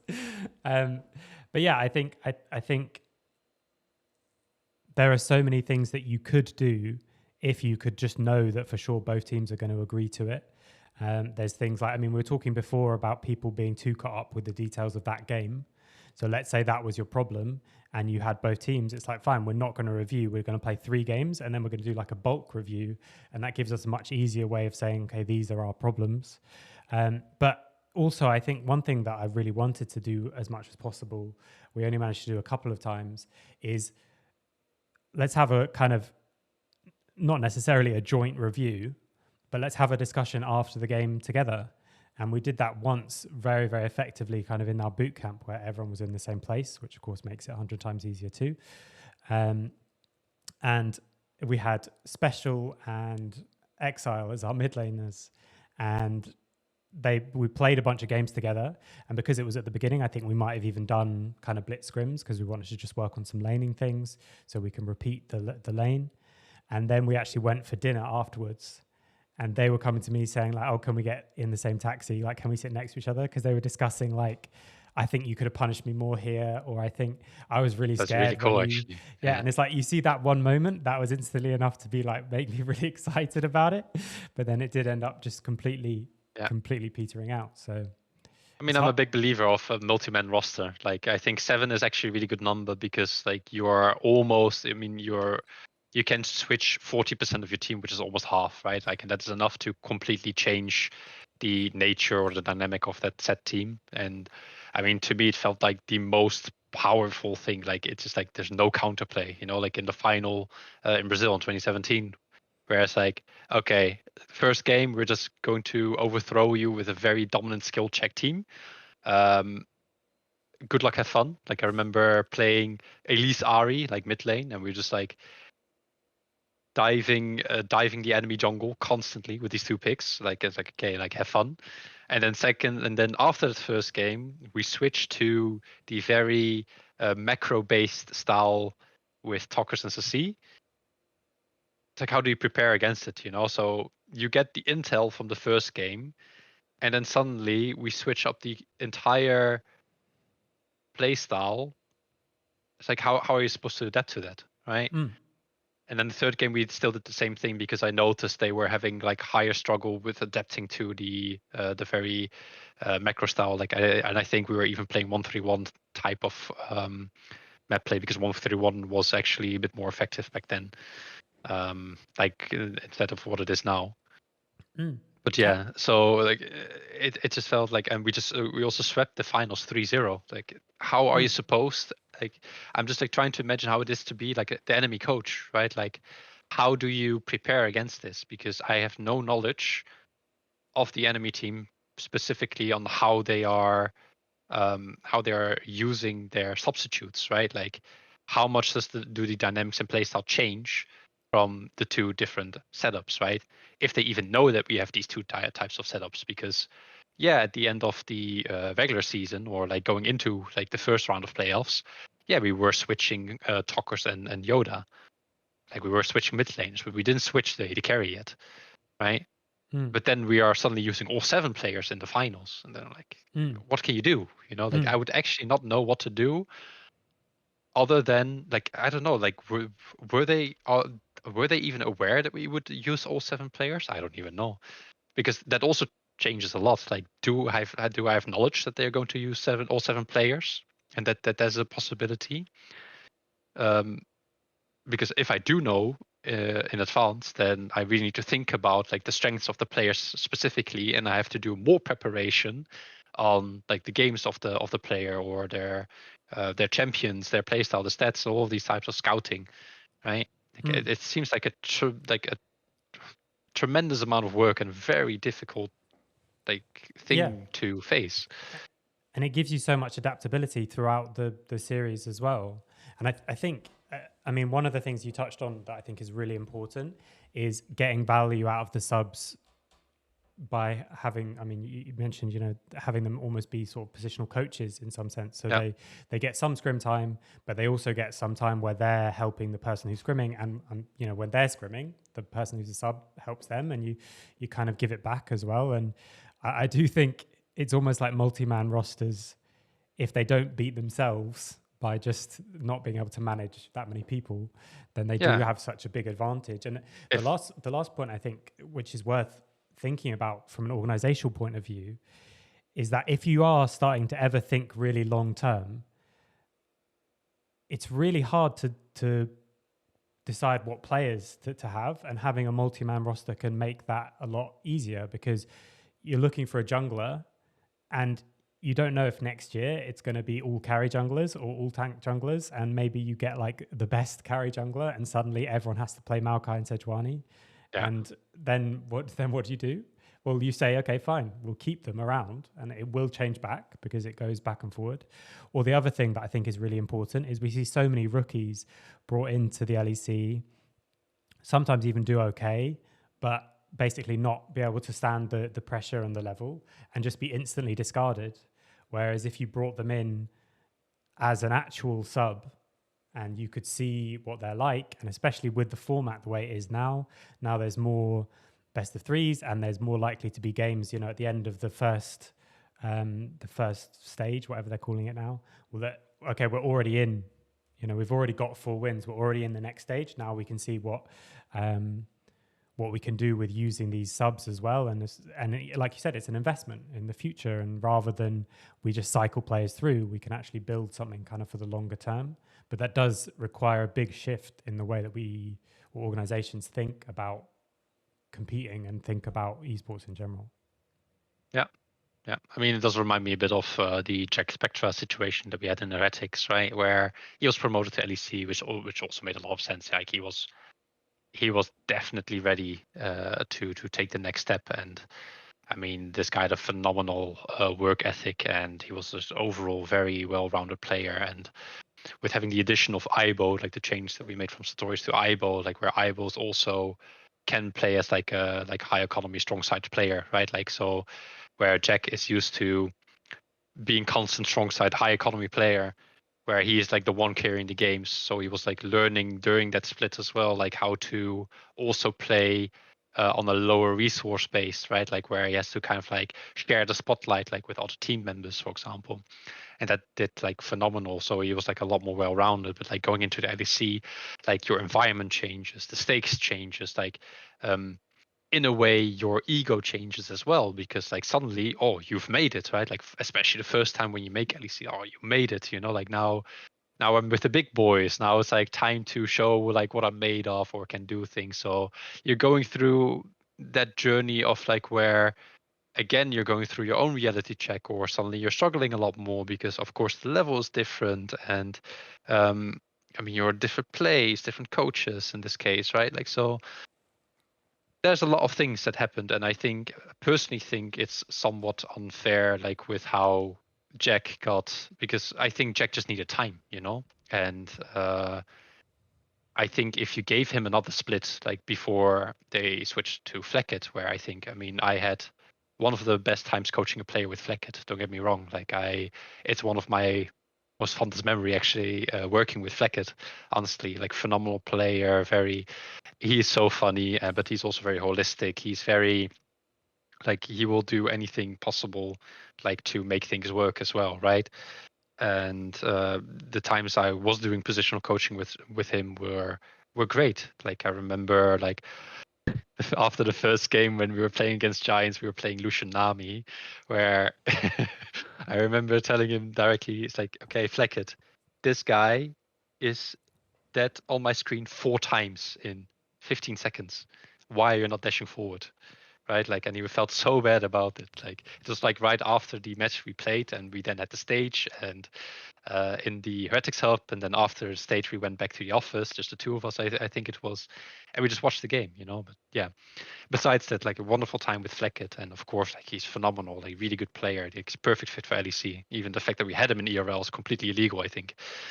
But at the same time, like if Jack had, I think, one more split in the LEC, I think he might be able to surpass what Fleckett is able to play, right? Because Fleckett by nature is a lower economy player based on his G2 times, and with us he learned how to play strong side, like, and play high economy and be more of like a carry. So then he was like much more well-rounded, which we got credit for as well, like as a coaching staff, that I'm at least happy about that we were able to do this. But I think Jack is an example of one of those players that we're talking about, like with those rookies coming into the LEC. But if you're not performing, it's just like much easier to just like replace. And if you're not up to standards or it's like not working, you're just like going down again. And then what do you do? Like, I think it's just so difficult, and I think it's so harsh for Jack, to be honest. Like, because I think he actually deserves to get more time, at least some time shared in LEC.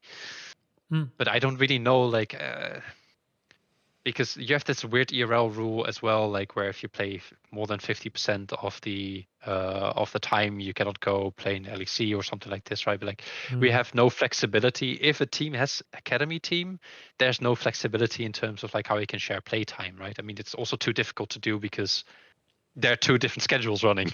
Yeah. Like with the ERL and the LEC. So and they're very it's a really weird dilemma that you have. Yeah. Like with players like Jack, for example. Yeah, and the academy is in a very competitive league of its own, So it's like your decisions have to balance all of this kind of stuff.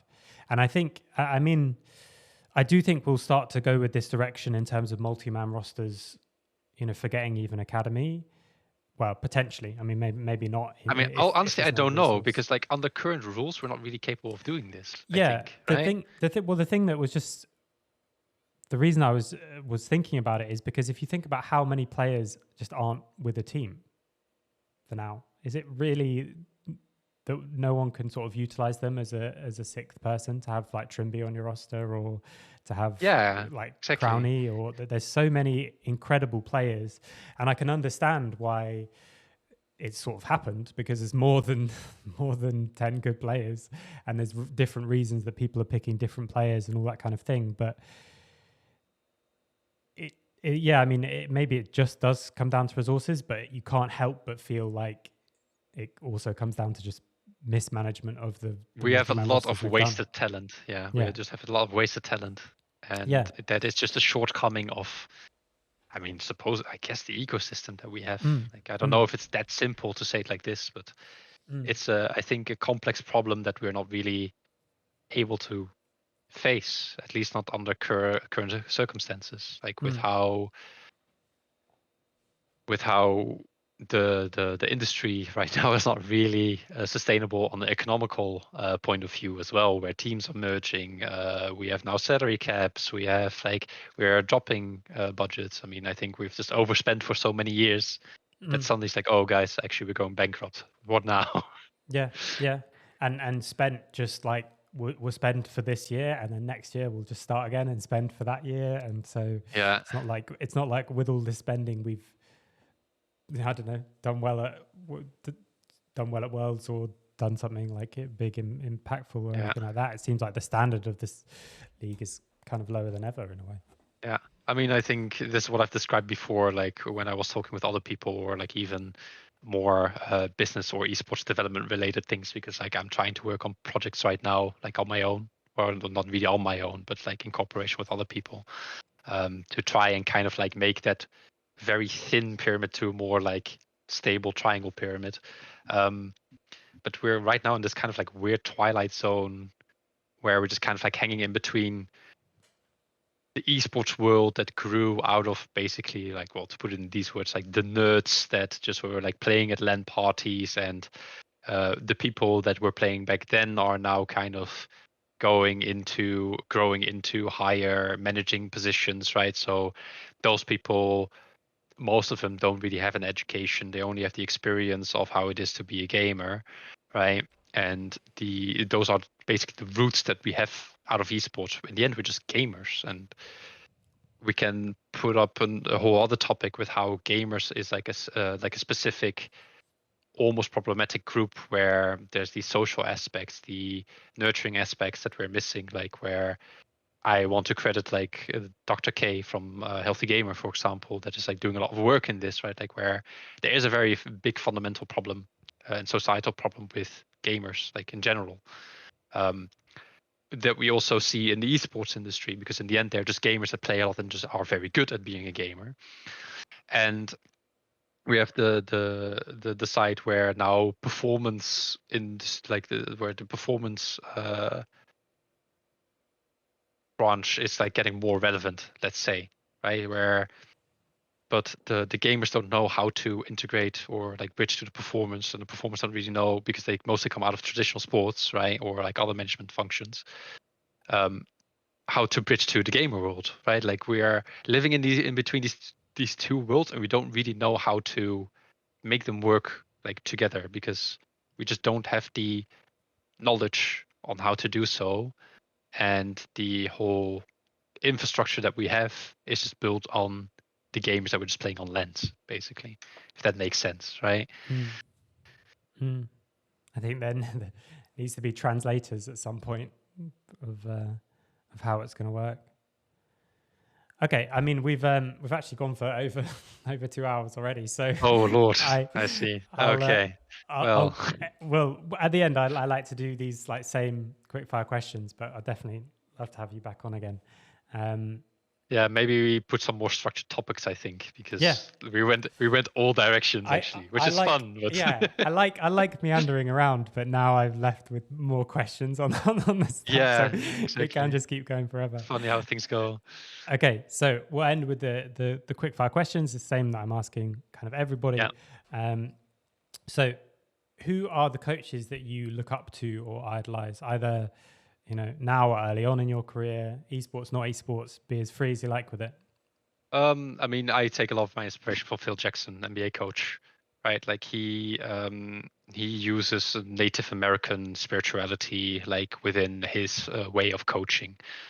He also implemented things like Zen Buddhism in their way of training that they did in the Bulls, for example, right? And that he also somewhat carried over to, like, let's say the Lakers. Like he literally had totems or relics from Native American people or tribes and such things. And I actually am rereading Spiritual Hoops, the book from Phil Jackson, where I have that similar approach where I'm like, as I said, like a bit of a yogic approach where it is that devotion to the self, like to something bigger than ourselves, and we're trying to pursue something bigger than ourselves that really makes that like we're achieving great things that we would have never imagined to be able to achieve, or what really makes a championship team, right? So I take a lot of inspiration from Phil Jackson and also Tex Winter, because a triangle offense is I have like a similar concept of the way to play League of Legends, just like the triangle offense and tiki taka football, which is like very it's a very systematic, high tempo based system, but it also offers a lot of freedom at the same time, where everyone can make plays in a sense, right? Like, and where the decision that you can do are very open ended. So it gives a lot of power to the players, but also requires them to have a good understanding and nuanced understanding of the game and how to play with each other, right? So that is where I take a lot of inspiration from. So to an extent, also Pep Guardiola, because of like tiki taka football, let's say. When it comes to esports coaches, like I think I haven't really had many, because I'm mostly self-taught. I never really had my own coach or mentor, but like to an extent of what I've experienced through that was Luis Daylor, who was the coach of Fnatic on the famous, what was it, 18-0 run or something like this, right? And Daylor is performance director at Ryders since almost the start of Ryders. and he also gave me the blessing and all the freedom to work the way I wanted in Ryders, and also helped me out a lot with the way I was coaching or like giving input or advice, like through weekly meetings and such things. So, I mean, of course, Coma was the OG coach of League of Legends, but the beauty that I find in him is like he's like very empathic, right? Like with his players and the way that he coaches. So I take inspiration from that as well. What's the biggest hardship you've experienced as a coach? I mean, you've already touched on a story that might just be the Yeah, I mean, answer, of course, yeah, I mean, like Cyrus is like one of those, right? Where it was such a big hit to the team, where that like affected us like both personally, but also like of course like as a team. And I mean, we were even wearing shirts that said today we play 6. So as in memory, or like as a reminder of like Cyrus' condition, and that we are also playing with him like in mind. And I think also in the final they also did like in the broadcast when eBay was actually still shoutcasting, they did this like quick they how do I call this, like a short content tribute. or like a tribute, indeed, like a pay of respects to Cyrus and his fight for like against cancer, like in the final. That also reminds me, like around the same time was with Sharks, that's now coaching in NA, where back then he was coaching Giants in LVP, and it was in Barcelona. We had like a face-to-face match or like some event, and we were just like strolling around at night, like we were like with some small group, but we were just like talking about life, talking about coaching, like sharing our experiences. And this is something we now every now and then come back to, like when we have like a big announcement to make with either a new team or indeed like me stepping down right now, like Sharks then also sends me a message, and we're like reminded of that time. So there's also a hardship that I've shared. I mean, I described one with Fleckett as well, like where we would sometimes do reviews after a game where he felt like really bad about either his own performance or situation of the team. The shisha times with heretics, where also I was going through like actually a difficult breakup during EU Masters. Like it was like a weird period like that I had in my relationship, and it was like a bit unknown what the situation was. But like I just had to focus on the championship right now, and then I will see later, right? Like that is the difficult part and sacrifices you're also making when you're pursuing like excellency or a championship, or where your private life kind of becomes second priority, because you have a responsibility and you have you have responsibility to like your team and everyone that you're going on this campaign with, right? So I remember, I don't remember if it was during the playoffs of EU Masters or if it was right after the finals, where I could share a bit about my situation, where they could show me some support, like, so that also felt like a bit of like, yeah, we just have like a bit of our own family, our own like inner circle, like as we spoke before. I bet they're like a bunch, honestly. Like they most often occur in spontaneous small moments that just kind of like happen organically. So I would say these are a couple examples. Yeah. And what are 3 non-negotiable behaviors that you and people around you need to buy into?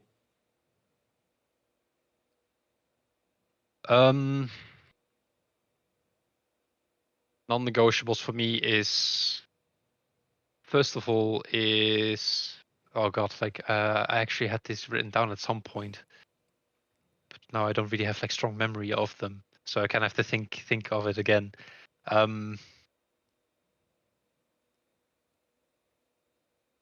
mean, this one I find hard to enforce, and this always gives me. I think this is the one that gives me the most difficult. But when we're in the training room, we're completely devoted to the training to our mission, right? So I would even go to the extent of banning phones in the training room so that there are no distractions. And if you want a break, just step out of the training room. But I want the environment or the association for your brain when you step in like a training room, that the moment you step in there, that you're like, okay, now I'm here to kind of like a switch, like flicking on, right? Now I'm here for this mission, for this devotion that I have both to myself, to the team, to achieve great things, right? And to really focus on it. I also don't want distractions and like with garbage time, let's say, like checking social media or God knows what, right? Like in between the time, if you need a break, then actually take a break and don't put more impression, like don't put things on that give you more impressions or are loading your brain even more, right? Like you're just creating more rot like in your mind. And this is what I had in Ryders, and that worked tremendously. But for like at least like some later years, and even in heretics, like it was more difficult to achieve because I think over time people just got more attached to their smartphones, and they didn't want that. They still wanted that type of comfort, probably, right?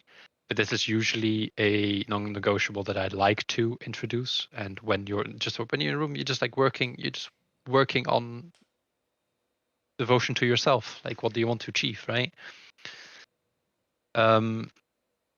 Others is that I mean, it's mostly just like about respect, right? Like it's if we make a covenant, that's actually the word I was looking for earlier for agreement. There we go. Creating our covenant and that we're all upholding and paying respect to that covenant that we're making, right? That the values that we set within this team and what we value from each other, what our expectations are, that they're also upheld. And if someone is not doing it or is crossing a line, that is also able to be spoken out. Because that in the end is also what creates that strong inner circle, right? And that culture, that inner circle is maybe even more important than anything else. More important than anything else. And third is, there was a third one.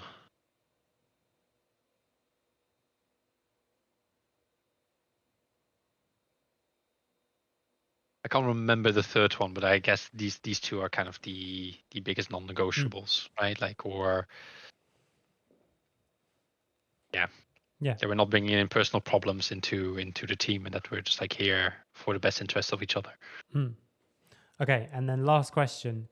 If you from today could give yourself one piece of advice when you first started your coaching journey, what would it be? Don't go into esports.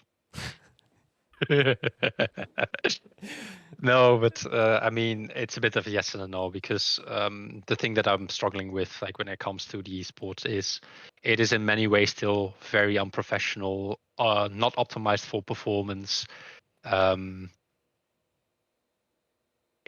I don't know. Like it's just I can't do this like year in and out. Like, it's just not possible. And unless something changes, or if I get full freedom, like I did in Riders, to kind of determine the environment, or to be like fully blessed and promoted by all the activities that we were doing with mindfulness, with activities, with like things that also go beyond League of Legends. Because becoming a successful team or becoming a championship team is more than just League of Legends, right? And there's more to League of Legends than there's League of Legends. So everything needs to be well in place for those conditions to be met. And just working day in and out is like in the intensity that it requires, it's just like not okay. Because here in the Netherlands, for example, like from just a 9 to 5 job, for example, just working 40 hours, and of course, like it's at least double that I make in esports or in my coaching. I'm getting paid the same amount. It's just not worth it in that sense, right? Like I don't mind working those hours, like as long as if it contributes to something positive for me, but it doesn't always do so. And just the glory of a championship, it's great to have experienced, but you also need to be able to live off of it. Mm. Right, like, and it's hard to live off of it when your mental health is slowly draining, because coaching in the end is like you're completely like devoted to other people. Like, coaching is about you're fully on for other people and taking care of those people, and sometimes even more, because if you're sharing a gaming house, let's say, together as well, I often end up being a parent as well, because they either don't know how to cook something, or how a dishwasher works, or the laundry machine, all of these types of things. Or if there's something wrong in the house, who do they knock the door off? Like, or knock on the door if the electricity is not working. Of course, it's me, right? Like, it's an authoritative figure that is like mostly like a dad figure, let's say. Mm. So you're also parent on top of that sometimes, which is also funny. But yeah. But on the serious note is, honestly, to think a bit about it. Being not going into esports is like part true, part joke. But I don't know, just stick to your guts. I would say, just make sure that you have space and time for yourself, and that if I believe in something like that can be better, or especially if they've worked in the past in terms of certain systems or routines or something like that, too, that is also the way forward, right? Like, and I often end up conceding more than taking in that sense, which can be good, but I don't know. Like, at the same time, it's also very draining, because I need to concede a lot from myself that I don't believe in. Mm. Okay, well, thank you very much for coming on, and thank you for being so kind of open and honest about a lot of this stuff. I mean, I really hope you can find another team at some point that lets you have the space to do things the way you see fit, and hopefully can show us all how it's done. Thank you very much. Yeah, I had a great pleasure in this talk with you. We touched so many topics that I sometimes also lost the overview of what we were talking about. But I think it's part of the beauty is that, like, it kind of comes together. But yeah, like, with the topics that we had in mind, that we want to talk about, it's just there's just so many angles that you can take it from, and that have like a bigger issue, or that is like connected to other things. It's a very complex situation that requires a lot of effort for it to be, to simply be better, I guess. We'll have to do another one that I can be a little bit more. I'll be a bit more structured next time. Cool. Yeah. Cool.